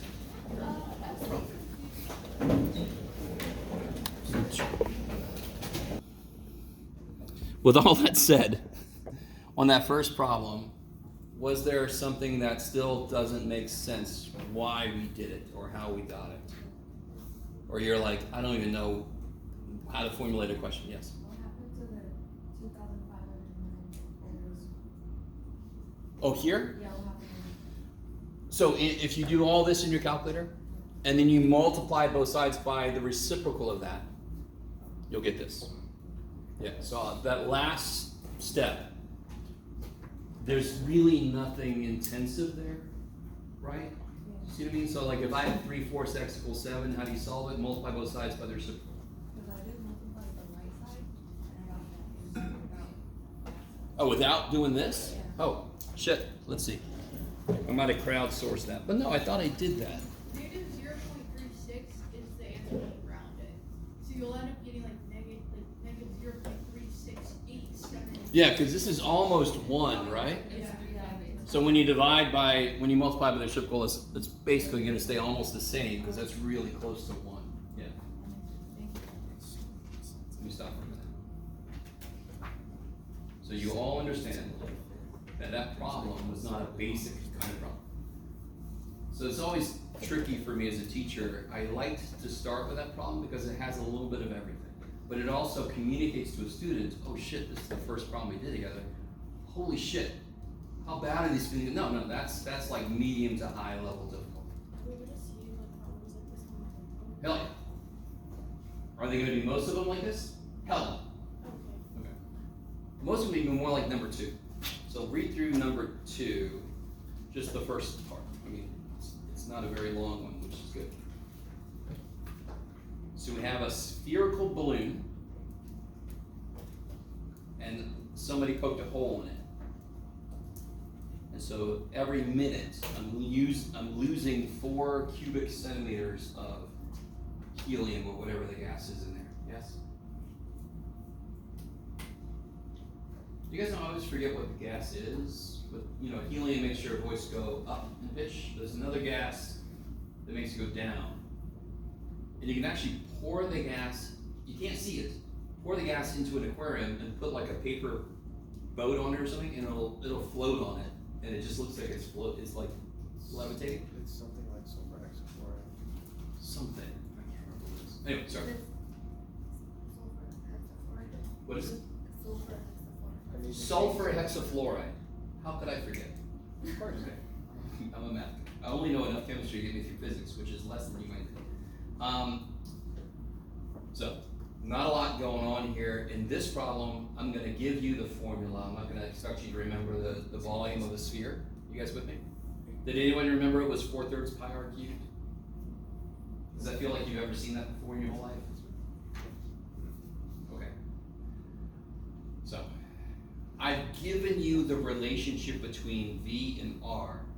Can you guys tell me in symbols, what is this, what's 4 cubic centimeters per minute? What's the symbols used for that? What's the variables? What's the symbol used for that? What does V mean? Volume, What does R mean? radius, So what is the symbol for this idea? Is that volume? No. It's related to volume, correct?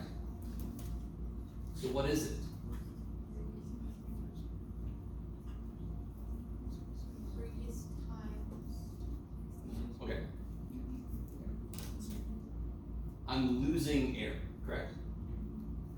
So do you all agree that the radius is getting smaller, yes? And the volume is getting smaller.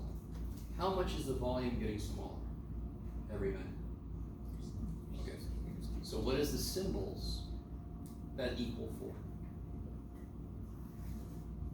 I can see a look of exasperation in your face. I don't know what you're doing. Sorry. So he's like, I've told you so many times. It's this, Jeff. I don't know what it is. Okay. Cubic centimeters is what? Cubic centimeters is relates to what? Volume. Minutes.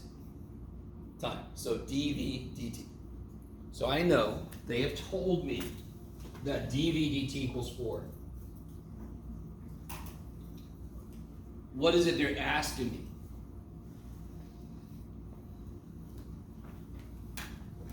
What are they asking me to figure out?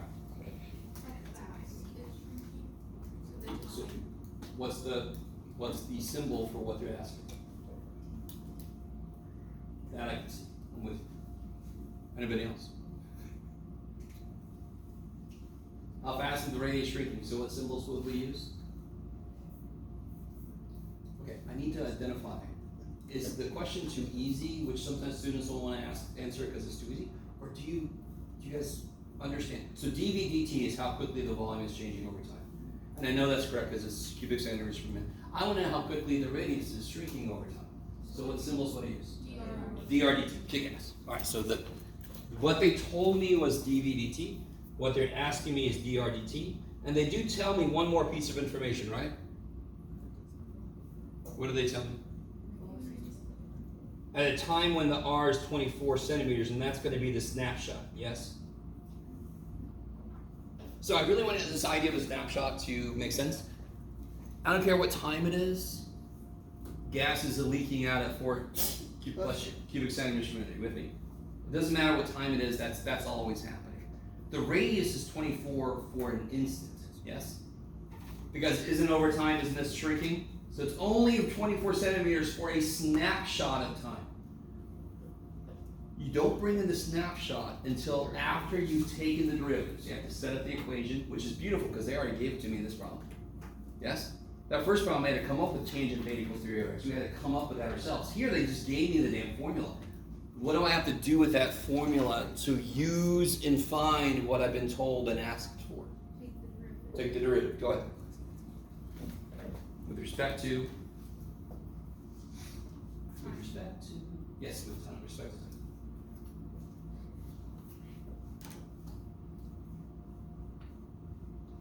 Word problem day is always so exciting.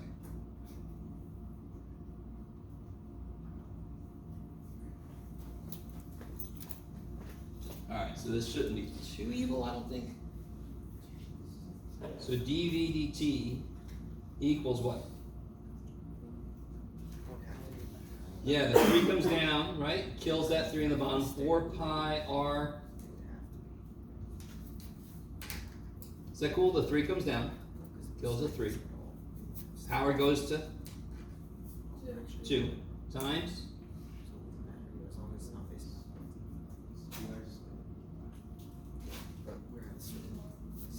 dr dt. Why do I need this piece here? Why do I need that? What's the inside function on this side? R. Isn't R inside of a cube? Isn't R a function of time? So how do I do something cubed? It's 3 times stuff, something squared, times derivative of stuff. So the great thing about related rates is, when do I do this kind of thing? Any damn time you're taking the derivative of something with a variable in it, because every variable is going to be changing over time. That's why we made it a variable. And the first problem was 3 changing over time. The altitude. No, so we didn't make it a variable. So one nice thing about related rates is every variable you see, it's a variable because it's changing over time. So you're always going to be tacking on dA dt, dw dt, d theta dt, because they all have functions of time in them. Do I know enough to solve for what they want, that what they're asking me? Yeah. You guys see that? All right, do it. Oh wait.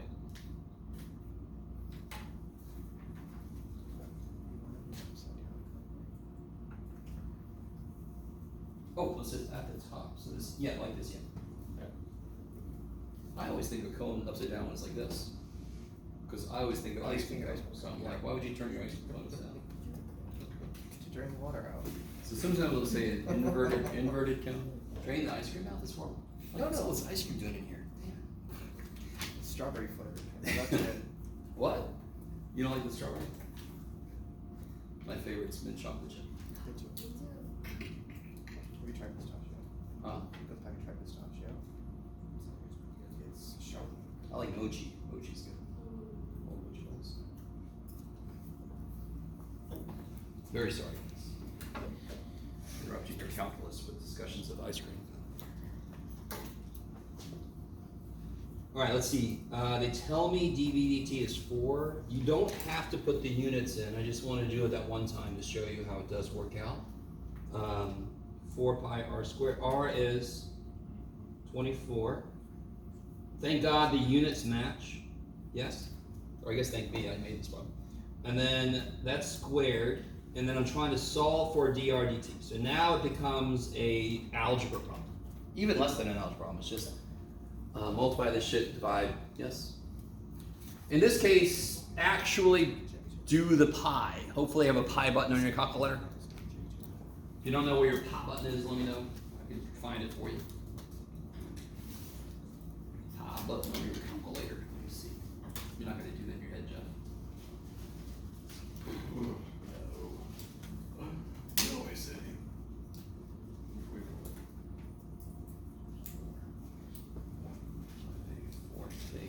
That's 1 over 5 over. Who the hell knows that? Times pi. Oh shit. No idea. Let's see.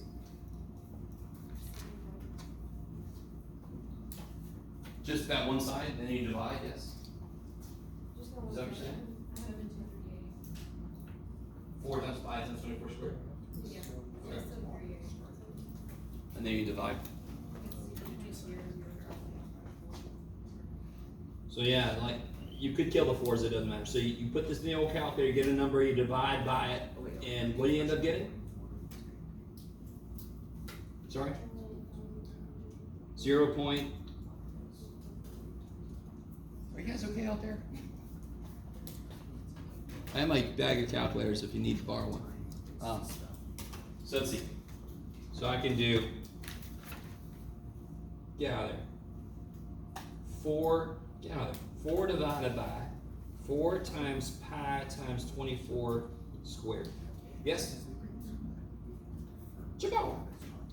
And then I get this weird ass thing. Have we talked about this yet? That's times. Good. Times what I just Good. So if it's a negative, you just put 1 less 0 in front. Because you got to go once, and then 1, 2, 3. So it'll be 0.000, 0. There it is. 5, 5, roughly. What's the units on that? What's the units on that? Here's the beautiful thing about units. dr dt. What's the radius in? Centimeters. What's the time in? Minutes. So it's centimeters per minute. I told you this before as to why this notation is actually better than the prime notation, because you can see the units. The units are just in your face. You can't help but get the units correct. Yes? The what now? The centimeters cubed for the 4. So again, all right. All right. So this would have been centimeters cubed, correct? Yes, yes? Didn't we divide by centimeters squared? Okay, so if I did put the units in, I could track them. That's actually called unit analysis. It's how you make sure you didn't forget anything in your formula if the units come out.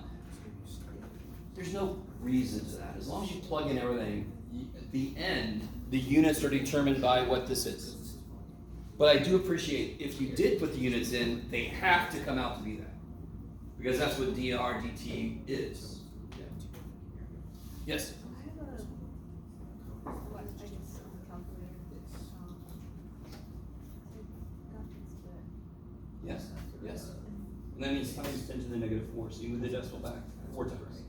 So once, and then 3 zeros. Yeah. Is everybody cool with that e negative 4 thing that happens? Yes?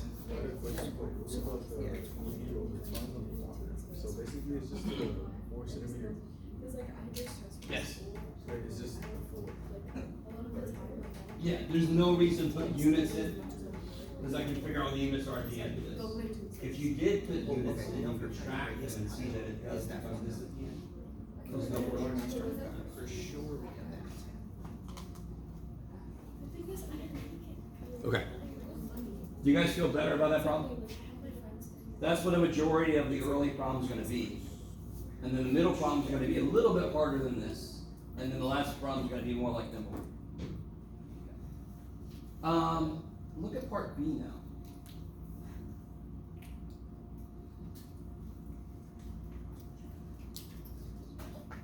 We have got more information, correct? We now know what dr dt is. What is part B asking me to figure out?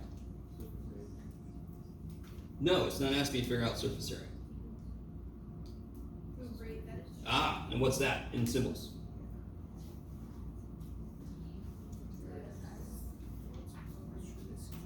That's what it's asking me for. We know R is 24 at the snapshot time, right? And we know dr dt equals 0.0005. Yes?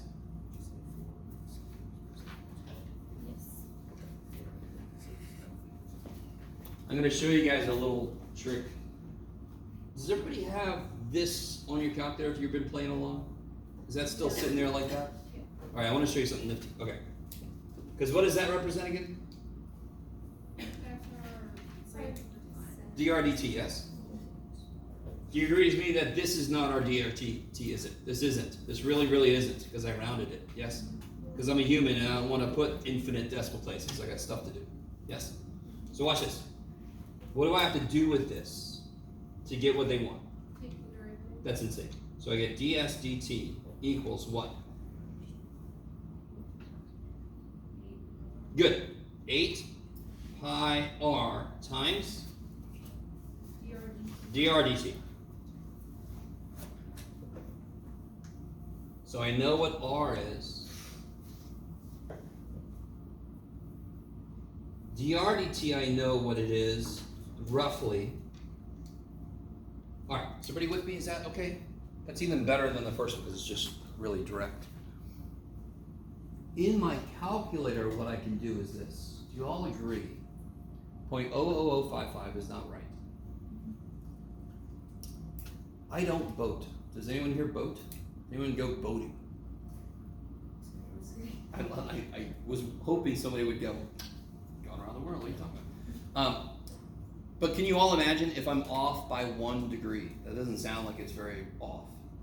But if you wait a few hours, you are lost. Yes? So errors propagate through math. If I have a small error in something and then I multiply it by freaking 8 times pi times 24, that gets amplified. Yes? So, watch this. In my calculator, I've got that sitting there. Yes? Look at that. There it is. That's it. That's dr dt, yes? Okay. I'll calm down. So you go 8 times, Jeff, 8 times pi times 24 times this. Now how do I tell the calculator to multiply by the last number on the screen? This is the best little button on here. It's right above your negative button. ANS for answer. So if you just do that, second, that is always the last number that was on the screen. So it is a constantly updating memory location. So it's going to put the whole freaking thing in.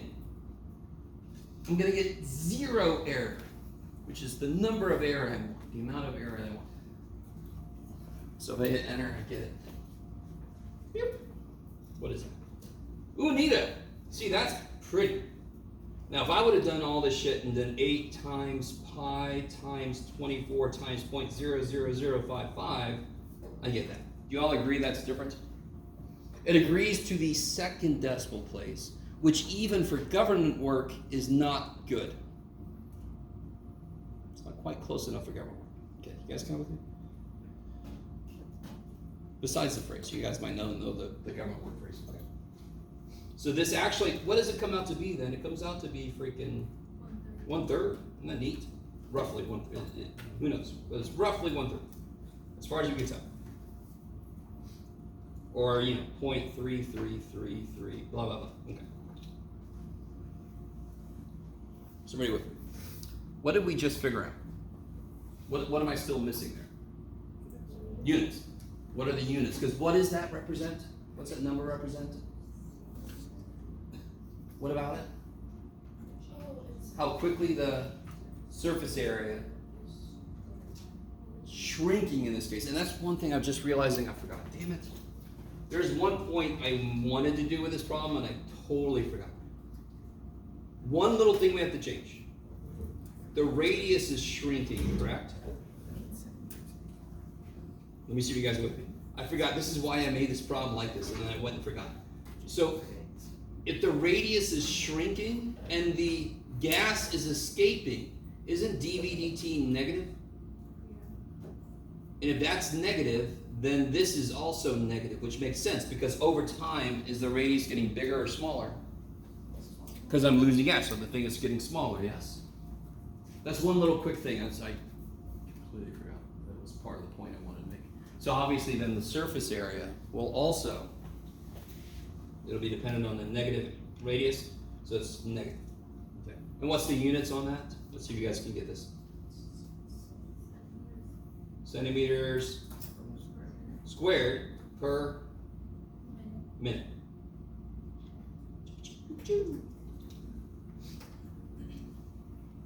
Yes. Go ahead. I was just gonna ask why it's square. Because area is squared. ds, the surface area, is square centimeters. Now I could plug the units in and show you how it works out, but I just look at ds, that's area. Yeah. So if you were like inflating the balloon. Then it would be positive. Yeah. Yeah. If you leave a negative off, you gotta be careful because it will affect things. But for these problems, I could have just interpreted that as how much it was decreasing. But the negative always tells me, is it positive, it's growing, if it's negative, it's shrinking. So that does need to be a part of it. All right. So number 3, for example, do I have to be careful about that? So I'm losing water, so dV/dt should be negative, yes? Okay. Let me think, do I want to do that here? Yes, I want to try something out. That sounds so exciting, Jeff. Doing it live. Let me see, do I have paper? I do. Yay. All right. Right here. Right here. What did we figure out? How much is the radius? Well, this might be a horrible problem to do this with. Yeah, I'll wait. There's one extra little thing I can do on top of the problem I'm going to do, but not for this one. The numbers are just kind of gross. So let's do this problem, number 3. Read through that. So here comes part of what I try to get you ready for. In this section, for some reason, they really love cones, right? Now later, I'm going to have to do some ice cream or some mochi. Or both. So real quick, do you guys see what this should look like if you draw it? Is the cone, how's the cone going to look? Can you do it in the air? Oh, not like that. Because at the top, the radius is, yes. So it's got to be like this, yes? Like a cone, ice cream cone, you can put ice cream into it, yes? You guys got it with me? I'm sorry, were you were, yes, you're right, beautiful. Because the radius at the top, if it was like this, the radius at the top would be 0. It's just a little point, yes? Turn it back around so I can put ice cream in it. So everybody draw that on the side real quick somewhere.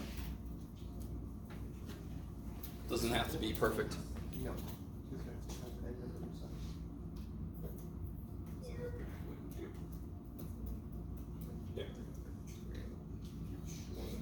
I actually draw really well. I just want to draw the way it looks like I do, so you guys feel better about it? No. I draw horribly.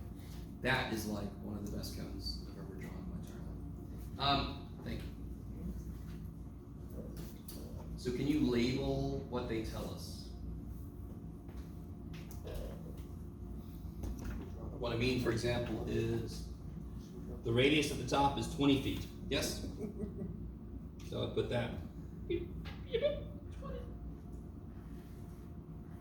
The height is 60 feet.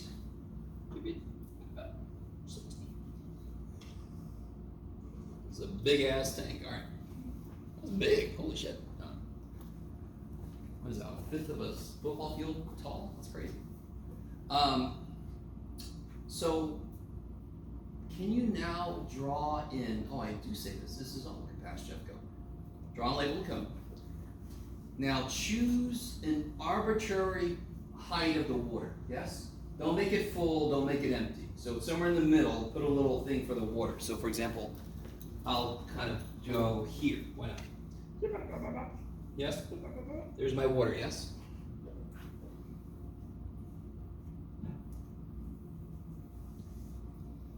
And what is happening to that water over time? And by the way, that is the way I say water. I can just see some of your faces like, is he doing a thing? No, this is how I say water. It just is. So I've joked and made it water. I could be British. Water. There's some water in the tank. So what's happening over time to that high quality H2O? Yes. Huh? It's draining. Good. So the height of the water is decreasing, and the radius is decreasing. Okay, good. We've picked an arbitrary height. At some point, it's there. If it started off, we can assume it started off full. Let's say at some point, it's there. Are you with me? How high? How tall is that? Where the water is? Now, every one of us have probably picked a different place to put the height of our liquid. Yes. You all with me? But every single one of us, the Devlins, no. Every single one of us can identify the height of that water. What is it? It is changing, correct? Therefore, what does it need? A variable. So what do you want to call the height of the water? Okay, we'll call the height, we'll call it x, sure, why not? That makes so much sense because it's pointing in the y direction and it's the height, so we're going to call it x. No, you're fine. You don't have to call it h. You don't. I was pushing you in that direction. You could call it happy face. You could call it a Russian letter. I don't give a shit. What's the radius of the water, the surface of the water? It makes a circle, yes? What's the radius of it? No, that's the top. It's not the top anymore. It's somewhere in the middle, yes? So do we know what it is? But for some reason, I want you to tell me what it is. What is it? Why? You don't know what it is because I want to know. Oh, why? Sorry. Yeah, why would we call that R? That makes no sense. Is everybody with me? Do you get the idea of what I'm saying? There were numbers given to me that will not change for this problem. This cone, this tank, nobody's going to come crush it. Yes, that's not part of the problem. Maybe that will happen after the problem's done. Something comes along and just crushes it, but that's not a part of our problem. Those are set. 20 is the radius, 60 is the height. So I can put numbers there. The water is changing where it is. So everything about that is changing. I gotta give the radius a variable, and I gotta give its height a variable. Yes? Do you guys see that? Okay. Do you all agree with me we have too many variables? I agree too. Can you draw the height of the cone in? Just draw the height of the cone. In the middle. Draw it right in the middle down to this little tipping point.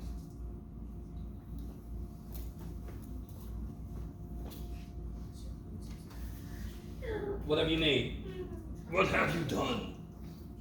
What have we wrought? Even better than that. Similar triangles. Yes? Then we have a big ass one that's 20 by 60, yes. Then we have a smaller one inside of it that's y by x, yes. Couldn't you find a relationship between them? Now, let's do this.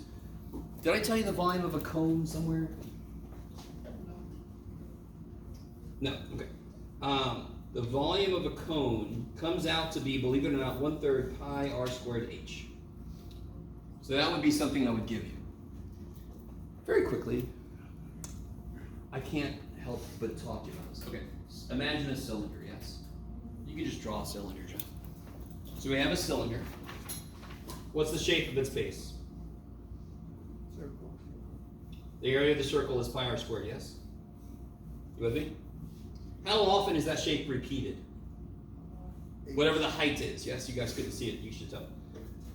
So what's the volume of this? It's the area times the height, because that's how much the area kind of moves through, yes? So does that make sense? Every prism, and a prism is just a repeated shape. It's just the area of the base times the height. That's the volume of it. And to make a cone, I do this. Chop, chop. I sit in my front porch and I whittle it down, right? My neighbors are watching me. What's he doing now? Whittling it down. He's got a big old knife. Holy shit. You guys kind of with me? I don't whittle. What you end up chopping off is 2/3 of the original shape, so you're left with 1/3 of it, and that works for everything.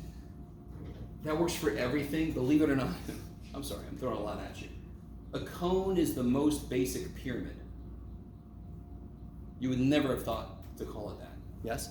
But all a pyramid is you have a base, and a pyramid is just every corner goes to a point. And my pen just died. I go through these things like crazy. Should I just use a pencil? That would suck. Ooh, there's.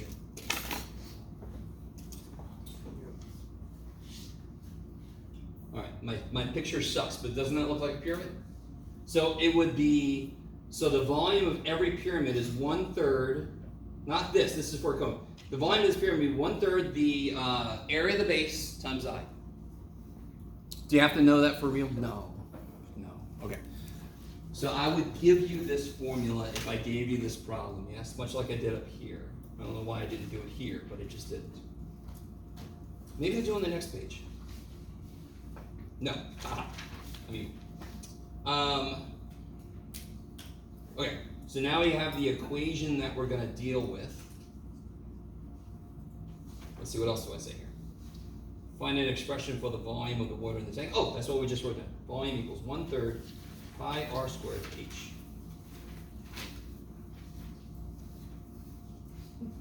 Can you guys come up with the relationship between x and y?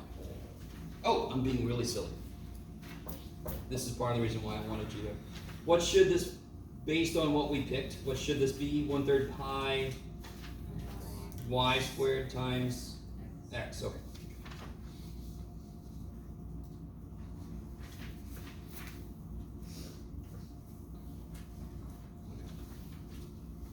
Can you come up, and do you see how there's way too many variables here? Okay. I want volume as a function of one variable because we're not in calculus 3, which is multivariable calculus. We're not there. Can you come up with a relationship between x and y? Don't say it out loud. Go for it. If you already got it, just sit there and wait. We'll catch up. If you wanted to, you could just draw that triangle by itself so you can focus more on it. But this is exactly like the problem we did earlier. It's almost like I did that on purpose.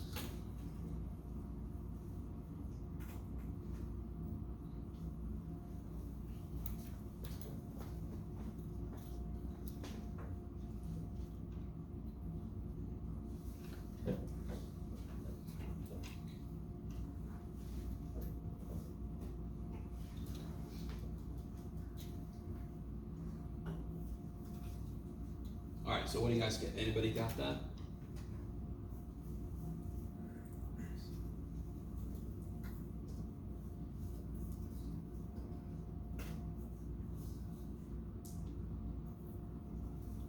Does anyone have that?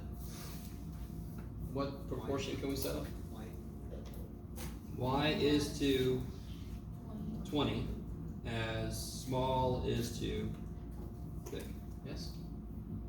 That's the one I always kind of not resort to, that sounds right. That's the one I always kind of go with, is small to big, small to big. Doesn't really matter. So can you solve that? Which letter do you want to solve for? I'll leave it up to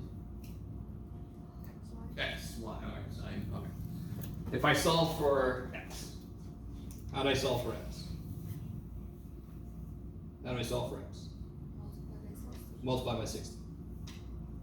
60 divided by 20 is 3. So I get X equals 3y. So that's the relationship between the radius and the height. I forgot what I said. Yes, that's what you said. And because you guys chose X and Y, it doesn't matter. Y is the radius, X is the height. At the moment, it doesn't matter. You guys with me on that? Is that okay? So, similar triangles do show up quite a bit. Now, can you guys rewrite our volume formula using what we just figured out? The relationship between X and Y. If you want me to, Jeff. Yes. And this is a good choice, by the way. Yeah, come become so clean. Did you have to do this? No, doesn't matter. Could have solved for a while.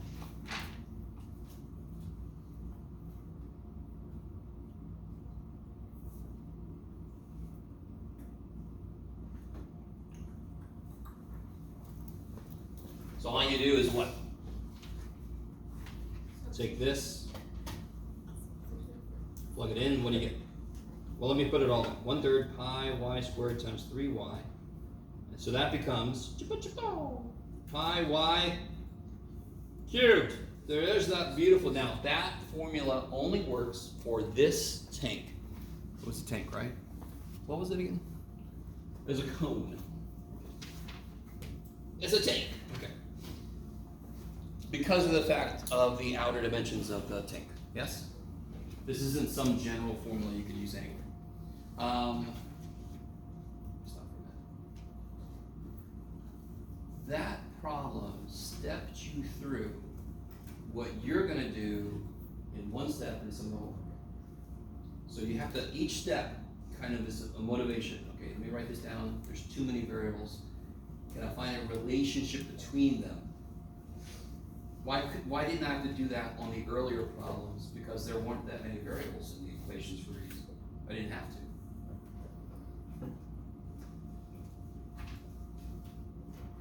So let's go back. What was I told? What do we know? Yeah, what's this?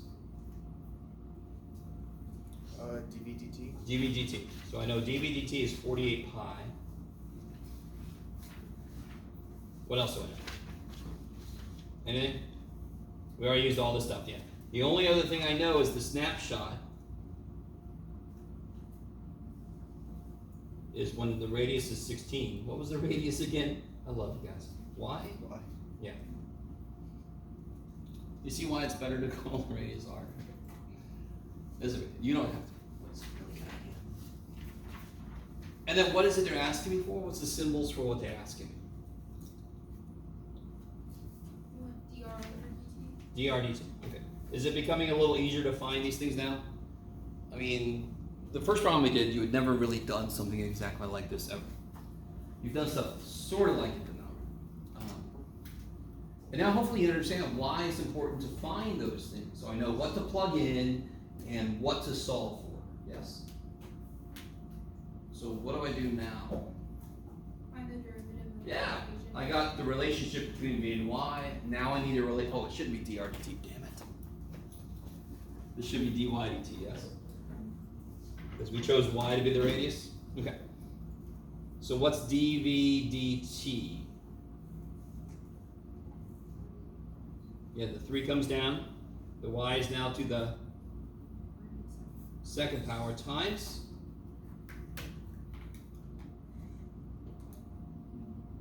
Who is it? dy dt. That's the chain rule piece, yes? The inside function is a function of time, so you have to multiply it by its derivative. You start to see the flow of these kind of problems.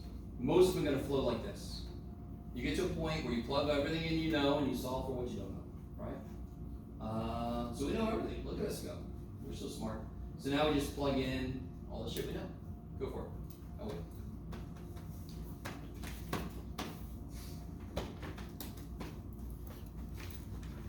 Oh, I forgot. That's why I have you there. Damn. Doobie doobie doobie.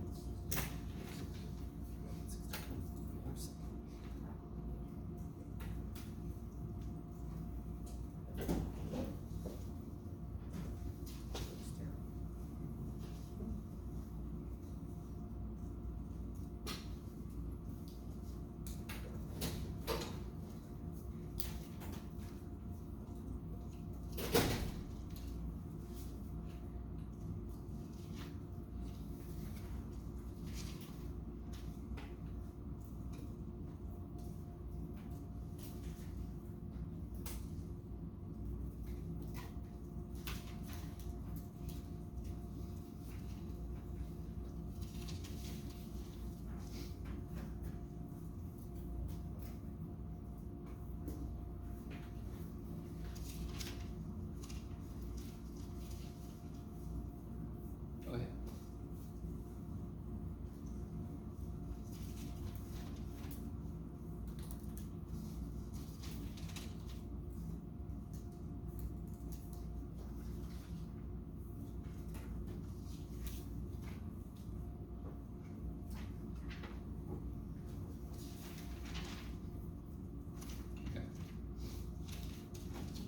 Let's see, real quick. Marion?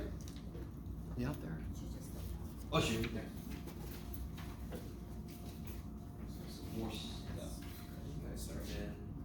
Kimani's out. Dawson.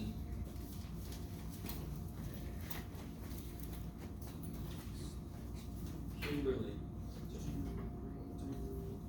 Oh, relationship.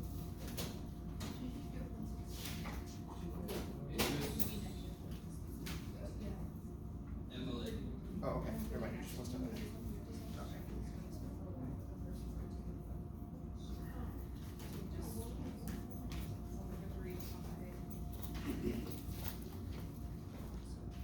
Alright, let me catch up to you guys. Let's see.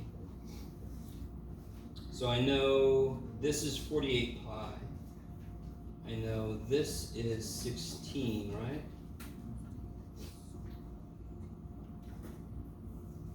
Let me see if you guys can handle this. You guys see how the pi's cancel, of course?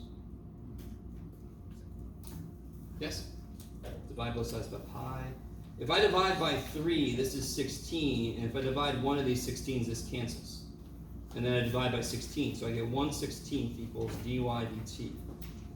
Or just plug everything in calculator. So you should have gotten like 0.06, blah, blah, blah. 0625? Yeah.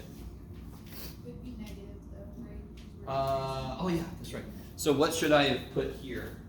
I forgot my point already again. Negative. Negative, yes. So this would have been negative, and this would have been negative, yes. And it's roughly, no, not roughly, it is 0.0625 watts. What's the units? Feet per second. Yeah, feet per second. Jacob. So is this a good place to do it, Jeff? Yes. Do you prefer the decimal answers for these problems? If you're at the end. Yes. And you know, when in doubt, just leave the fraction, it's fine, but it's sort of like if I said, for physical problems, you want to kind of give decimal answers at the end. Because if I said how far away you live, and you said I live 7 times the square root of 11 miles away, I'm like, what? You give it to me around. Okay. Okay. Now look at part F.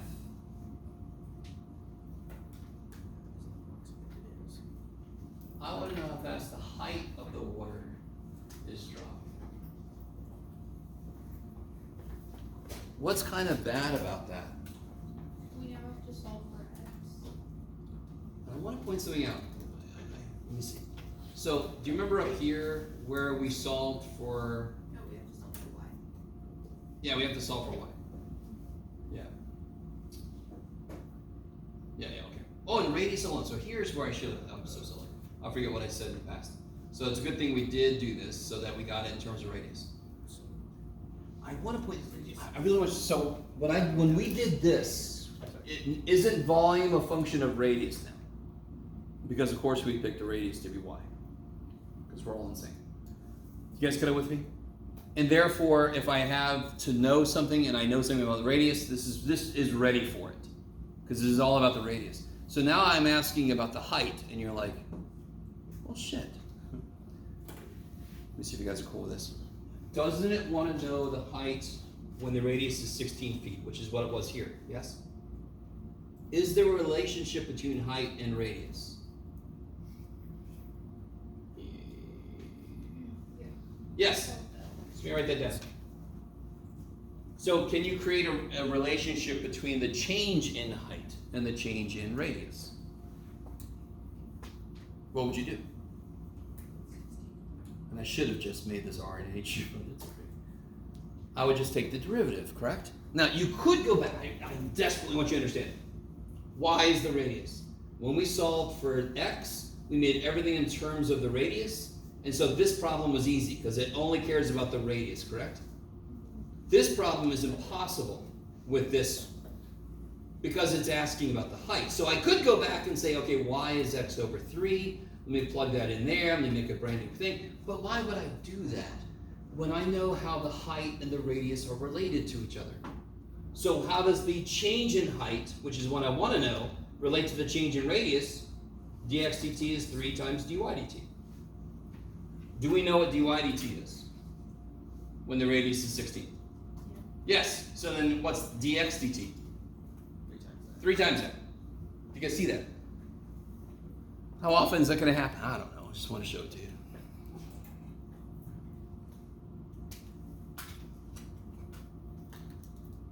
Okay. Let me see. Is this a place? Let me see. Is this a good one to try to do this? I think so. I think so. Okay.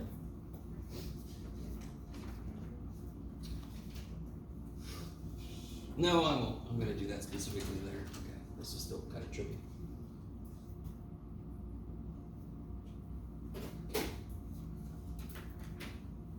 Okay. So in the homework, you're going to have some problems that, in fact, let's just look right at the homework.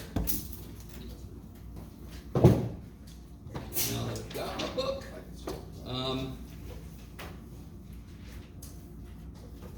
Here it is.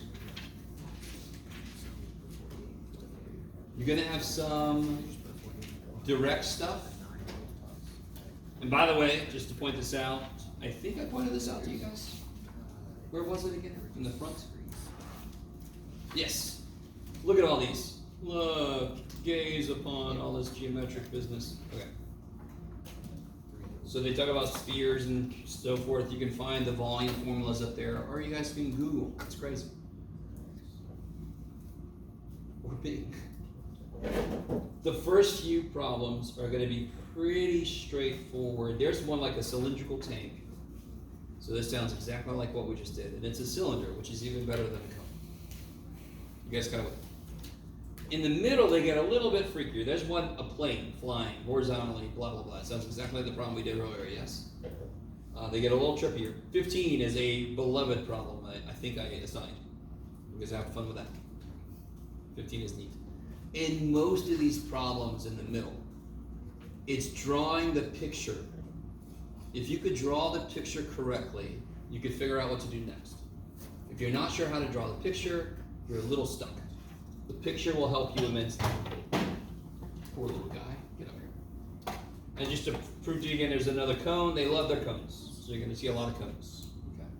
Let me see. Is there anything I want to talk about specifically? No. Oh, well, maybe. Yeah, let's look at this one real quick. Look at number 19. What time is it? Oh boy.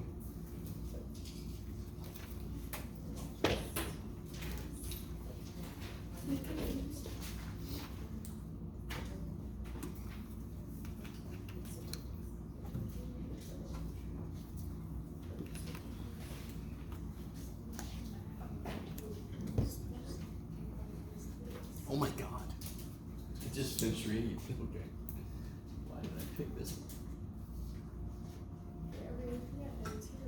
19.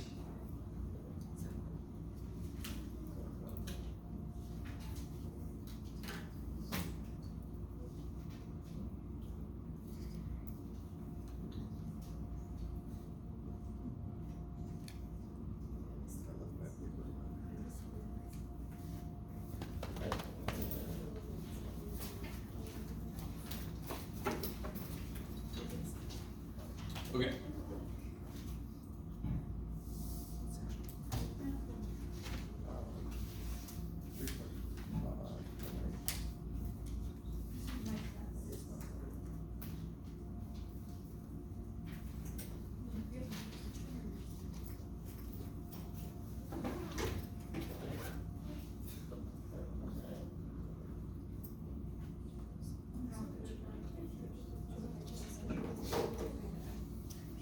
Or let's do, yeah. Sure.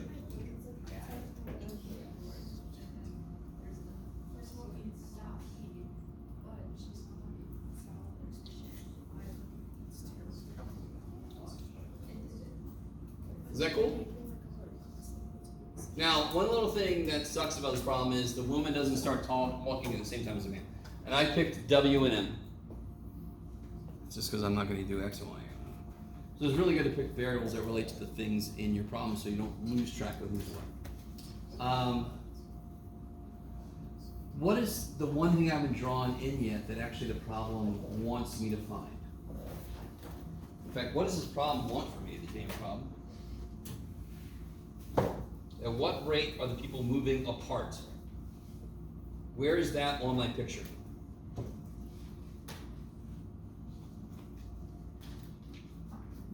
How far apart are the people? Can you draw that in? So I've drawn this at some unspecified time. Are you with me? How far apart are they? Can you draw that line in? That would be the distance they are apart. In fact, where is the dude? Where is he? He's here. And where's the dudette? There. How far apart are they? Huh? Draw a line. Okay. Holy shit. Straight would be great, but I don't want. Wait. What's up? Sorry. How'd you go? Wait, like how? Alright. Because I would have just done it, like, I would have just stopped there. I wouldn't have it all the way down. Stop. Alright. If I want to know how far apart two people are from each other, don't I have to connect the people? Yes. Okay. So like if I gave one end of a tape measure and I went running to the other person, I have to get all the way to the other person, then I can see how far apart they are. Good. So that's the tape measure. Yes? Okay. Okay. So, what do they tell us? Did they tell us what dMdt is? dMdt.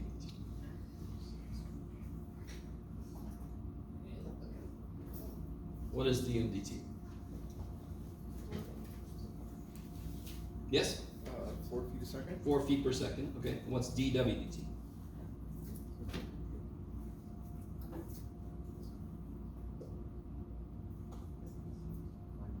Five feet per second. Okay. And the woman starts walking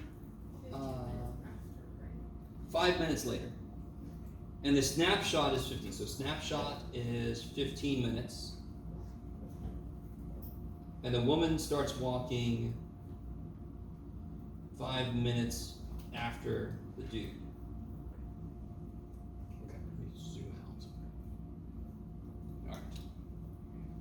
So this is a collection, this is a summary of the important parts of the problem. How can you figure out the distance between those 2 points? Can you guys see? Somebody said triangle, but yeah, but where's the triangle we're working with? There's kind of like, you can either see 2 triangles, yes? And then you could add the 2 hypotenuses together to get the distance, or you can make one big ass triangle, if you're careful about it. Maybe? So, real quick. Let me call this What do you got, Jeff? I'm gonna call this D, and I'm gonna call this B. Sure, why not? Those are the two hypotenuses. Yes? Okay. If I can figure out how quickly D is a bad choice, Jeff. Sorry. Don't use D. Because DD gets weird. D! Okay. So we'll use C. That's crazy, Jeff. So that's the hypotenuse of the top triangle, and B is the hypotenuse of the bottom triangle. If I can figure out what DC DT is, and I can figure out what DB DT is, could I figure out how quickly they're separating? How quickly they're moving apart? Yes. Yes? Yes. Okay. Let me see. Oh. So this is going to come into play to figure out the length of W if I need it. Now let me show you guys. I could make one big triangle like this. The little weird part about that triangle is this side, this piece of this side is growing, and this piece of the side is growing at a different rate. So that gets a little bit trippy. I'm not even sure if you guys are still with me. The whole thing is growing at the same rate. Huh? The whole thing would be growing at 9 feet. Yes, good. So you have to realize you could just make that side growth the sum of the two growths, the sum of the two speeds. So we could do it that way instead, which is preferable. So if I make one big ass triangle, how quickly is this side? So if I call this side, what you got, Jeff? Barf. I'm gonna call it. Just pick a letter. F. That's a great idea for my creativity. If I call this F, how quickly is that side changing?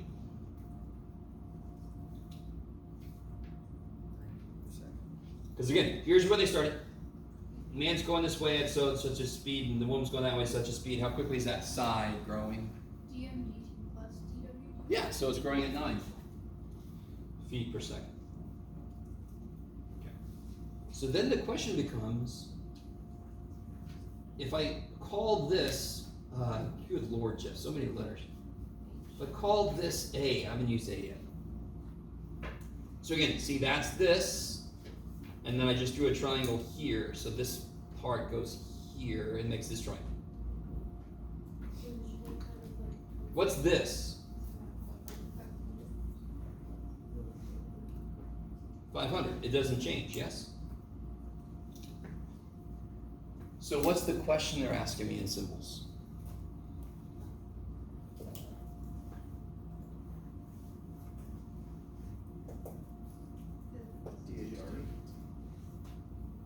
There's no R, right?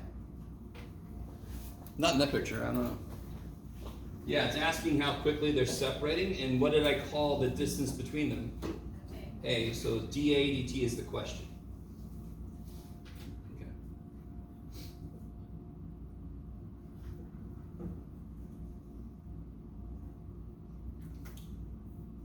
And now what is the relationship between the variables?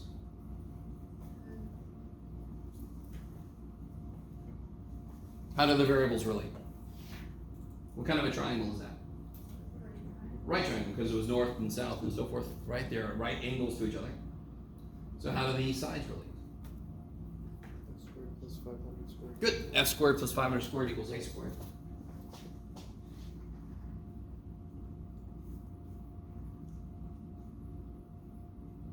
And don't even waste time doing 500 squared, because what am I going to immediately do?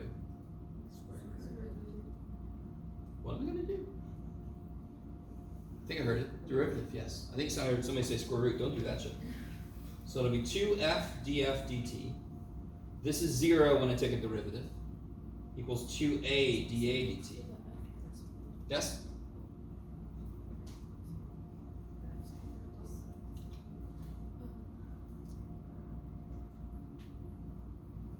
So what is it that I know? I know df dt. What do I need to know? dA dt. What else do I need to know that I don't currently know? A and F. How do I figure those out? What was F made of? And then W. How far the dudes walked and how far the dudettes walked, yes? Now comes into play the fact that she started walking later. Yes? How far does the dude walk? Well, how much time were we letting pass? 15 minutes, yes? She started walking 5 minutes later. So let me say it like this. How long has the dude been walking? So 4 feet per second. 15 minutes is how many seconds? 15 times 60. What is 4 times 15 times 60?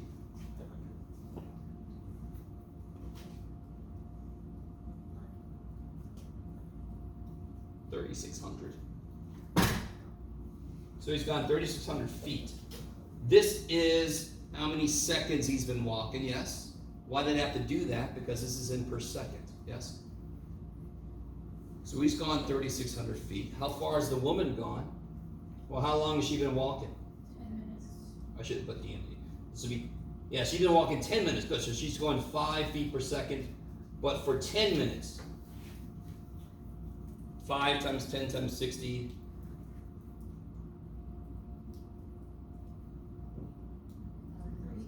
$3,000. So what's F? At the snapshot time. Dude's been walking, the woman's been walking. 6,600. Good, good, good. Can you figure out what A is? Pythagorean dude, yes? Okay. So, okay. Anytime I do a specific example, that example doesn't matter worth shit. What matters is what made me do the things I did, or what made us do the things we did. You're not going to get this problem, ever. You're going to get problems that are kind of like this. So you have to know, okay, what do I do? Why? Why am I going to do this? I have to identify what my variables are, to draw a decent picture. I have to figure out what the relationship is between the variables so I can set up an equation that I can take a derivative of. Yes? That's the basic flow of these kind of problems. So now we're at the point, I almost don't care. Now we just do Pythagorean theorem on those big ass numbers. We plug F in, we plug A in, we solve. Okay. Now it's just plug and chug. Is that okay? You guys with me? Okay. Now, so all I can say is what I always say: get in there and try those out, so you can come with specific questions.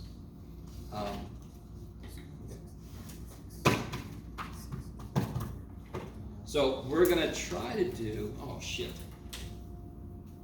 Jeff, you talk so much. All right, let's do this. Let's use everybody's favorite little dude here.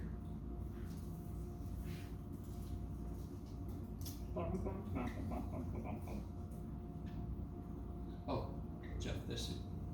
There it is. Not the Grossmont website. That's nobody's favorite. Desmos. Okay.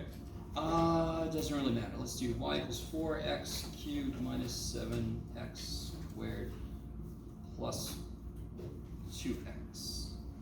What have I done? Oh, not equals. Plus 2x. Okay. There's a problem in the homework exactly like what I'm about to do. Do you guys know that there are people still right now on this earth that think that the earth is flat? Yeah. You guys realize this? And if you believe that, just don't tell me. You're in the right place. You got hope. It seems flat, yes? You would understand why people, before we knew shit, they would think it was flat, because it looks flat. Why does it look flat when it really isn't? Its curvature is so slight, it's so huge, that we are zoomed way the shit in to a gently curving thing. So there's a problem in the homework that makes you do this, but if I pick any point I want to and I start to zoom in on it, as I zoom in, what is happening? Does that look like a straight line? Yeah. In fact, if I was smart, I've done this before. I just have this up there before I show it to anybody, and I turn this on, and I'm like, is that a straight line? Yes. And then I zoom out. Oh my God, Jeff, you got this. You guys kind of with me? So this is an idea called local linearity. Very complicated sounding thing that just means locally it's a line. That's all it means. As long as it's differentiable through a point, if I zoom in on that point, it will look straight. It will look flat. The amount I have to zoom in is dependent on how curvy it really is at that point. Does it make sense? So if it's not very curvy at that point, I barely have to zoom in at all. If it's going crazy, I gotta zoom in a lot, but it will eventually look flat. You with me? And dy dx is zoomed in infinitely. So in that case, if it's differentiable, I don't give a shit how crazy it is. And it is zoomed in infinitely, it's gonna look like a little line. Let me stop for a minute. What captures this idea that we haven't used to its full potential is the tangent line. The tangent line literally is the line that my function acts like close to a point. So when we find a tangent line at a point, let's do this. You guys help me out.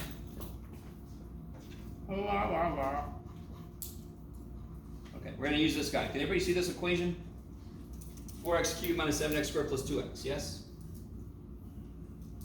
Take the derivative of that.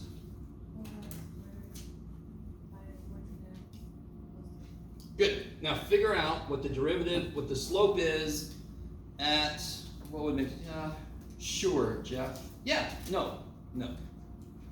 Wait. Yes, no. At, sure. At 0. We'll do that. What's the slope at 0? 2. Okay, let me bring this over here. So at 0, the slope is 2. Is that cool? And so at 0, what's the value of the function? Sorry, f of x was, I forgot what it was. 4x cubed. 7x squared plus 2x. Okay. So what's the value of the function at 0? 0. So what is the equation of the tangent line? Y equals 2x. Yes. Is that cool? So if I go back to my graph, and this is something we have done before, I'm almost certain. If I haven't, I need to retire. And as I say this, I'm like, did I do this? If I put y equals 2x, yeah, I did this at least once. Then sure enough, that does what it's supposed to do, correct? If I gave you this image and I said, does that look like it's a tangent line? You should say yes, because it goes, only hits the graph at one point. And do you see right now how the blue and red are kind of like completely overlapping at this level of resolution? Would you all agree then that if I wanted to know the value of the red line, I could actually plug into the blue line as long as I'm really close to 0. My output should be really close, yes? If I get far away from 0, my outputs get really different. Locally, it's linear. Therefore, I can get a good approximation if I put my inputs close to the point that I built my tangent line at. Does that make sense? The blue hugs the red tight, close to 0. That means the outputs are almost the same, close to 0. And so, for example, if you don't need exact answers and you got this really, I mean, that's not a complicated function, but let's say you have a really complicated function, can't you find the equation of the tangent line to it?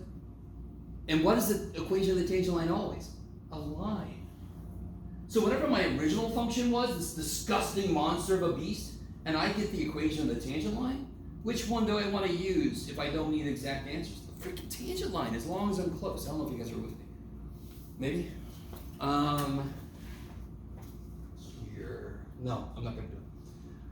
So, if I zoom in here, you can see how they become the same. They are indistinguishable, yes? Now, if I picked a point up here and I zoomed in, I could make the difference between them noticeable, but I am zoomed way the shit in, yes? So that, on this scale, that difference at this x input, that difference looks huge, but we know actually it's only 0.0002 difference. Do you guys see what I'm saying? That's a damn good approximation. I hate the fact that they made this section its own section. It's actually kind of dumb because it makes you guys think, oh, this is new shit. No, this is, okay, you can make a tangent line. What the hell good is it? Has anyone thought that? Have I made you make tangent lines a few times? Has anyone stopped to think, why am I doing this shit? You're probably like, Every damn thing we've done. I've thought that, Jeff. Alright. So, what this last section is all about is what good is a tangent line. And I'm going to show you, let's do a problem. Get in here. Let's make a semi-gross function. Yes.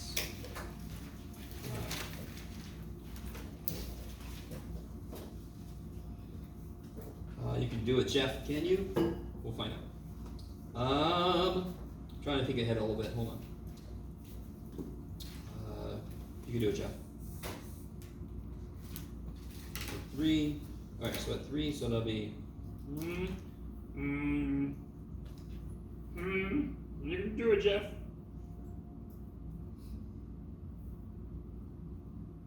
Okay. I think that'll work. Okay.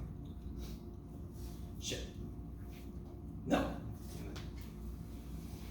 This is the danger of doing things live. Alright, we try. Screw it, we'll do it with this.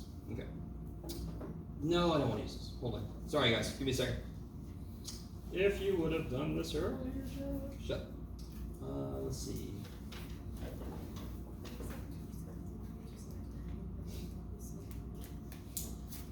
Yeah, sure. Let's just do this. Okay, here we go. Let's just do this here.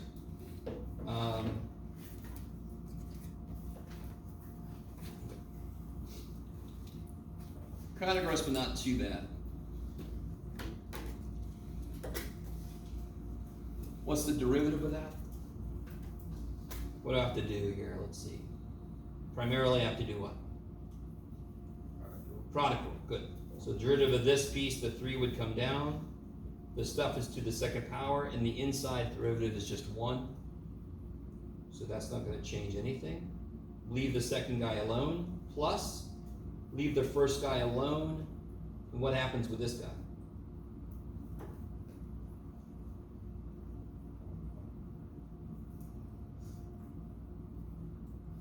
How do I take the derivative of this guy?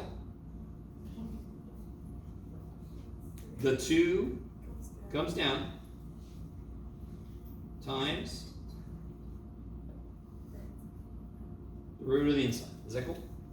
Yes? No? Screw Jeff? You don't have to factor it because I'm not asking for what's horizontal. So it'll be 3x minus 2 squared, 3x plus 1 squared, plus, where do I go, 6x minus 2 cubed times 3x plus 1. I think that's right. So can you figure out the slope at, that's going to be gross no matter what you do, Chuck. The slope at 3. Sure. What's the slope at 3?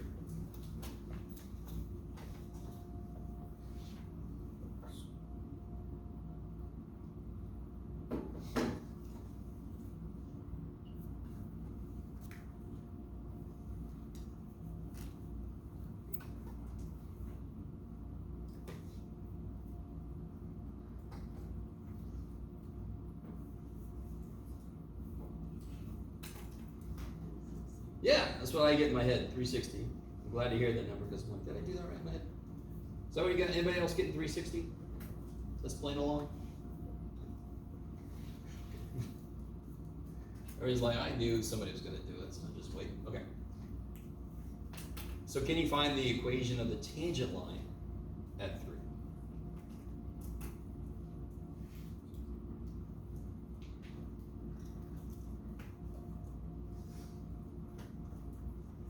So I know m is 360, right? And what's the point? At 3, what's the output?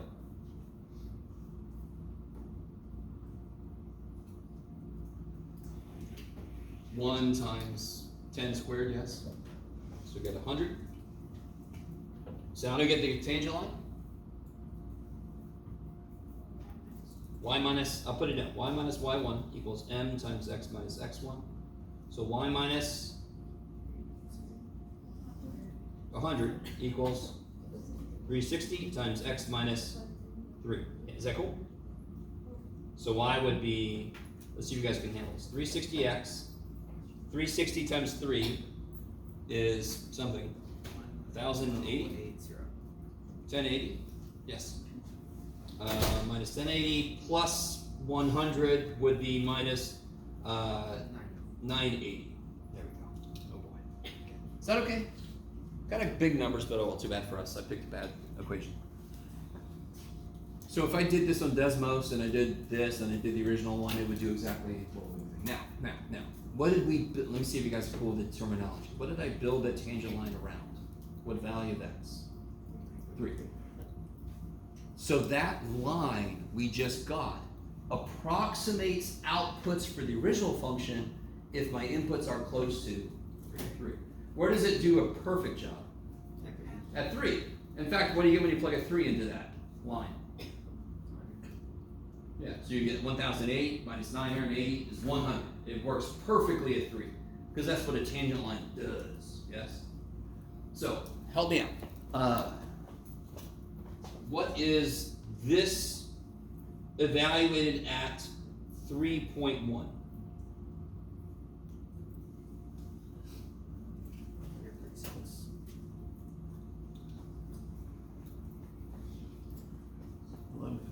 That would be, yeah, what'd you say? 136. Sounds about right. Just 100 plus 36. Yeah. Yeah.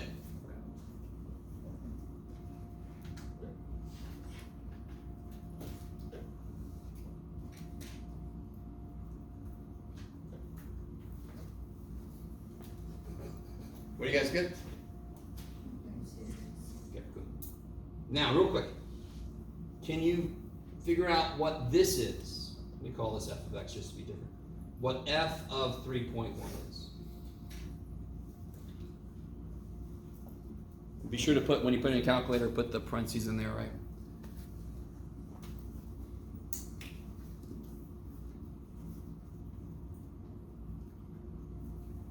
Here. Oh, there it is. So in my calculator, I would put 3.1 minus 2 cubed times 3 times 3.1 plus 1 squared.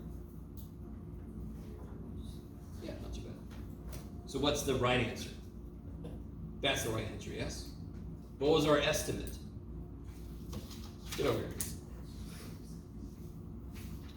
Would you say that's decently close? We used a line to approximate what's effectively a 5th degree thing. That's crazy. Now, this does kind of rise and fall pretty quickly. Its slopes are pretty big. So I can't get too far away from 3. Does everybody kind of get this? We're not going to go to this level, but you could ask yourself, how far away from 3 could I go? And it would still be good, right? That's a great question. It depends on what the slopes look like for this function. And this one's a little big. So I can't get very far away from 3. But do you understand what just happened? When I plugged it into the tangent line, I got 136. That was the estimate. And when I plugged it into the function, I got 141 point whatever. That's pretty damn good. Yes? Depending on what we're doing this for, but I wouldn't use an approximation if it was really crazy for it. Okay. So here's what this is going to look like. Here's why they make this section feel different. This is most of the section is this. Get a tangent line, plug shit in. Yes? So it's really just the most fundamental use of a tangent line. Here's what they're going to make it look like. So here, we all know and love this formula, yes? Oh, such a good form. Where did this come from in the problem we just did? We plugged what in where? Yes, so if I'm given a function and I'm given a number around which to build a tangent line, is that okay? Like the one we just did, it was built around 3, yes? Okay. Y1 would be f of a, correct? X is a. What is m? How did we figure out m? We first got f prime, and in there we threw a, the value of x, yes? So m would be f prime evaluated at a. Is that okay? This is actually just capturing all the stuff we just did. We got the derivative, we plugged in the point. We did this, we got the output at the input. So if I wrote this in this form, it would look like, and in fact here I'm gonna put something better. I'm gonna put L, believe it or not, it's better, minus f of a, you can do it, Jeff, equals f prime of a times x minus a. Those are the same. L means linear approximation, that's crazy. So if I solve for L, I'm gonna get f, if I add this over, yes? This is the equation that they introduce to us. And I just want you to understand, ain't a damn thing new about a dumb equation. So if they say find the linear approximation for this function around x equals 2, you translate that into get the tangent line at 2. That's exactly what that means. So do you have to use this formulation? No, it's the same thing we did before. Do you guys kind of see what I'm saying? So I do kind of hate that they make it feel like this entire section is like new. It's really not. Okay. Didn't make it anywhere near as far as I wanted to. That's okay. I'll go home and cry. So that's the end of chapter 3. We've got the quiz on tomorrow. What did I say it was on? 3, 5, 3, 6? Yes. Yeah. And then we have a quiz on Thursday. 3-9. That's the related rate stuff. That should be very exciting. That's plenty. Okay. I'll see you guys tomorrow.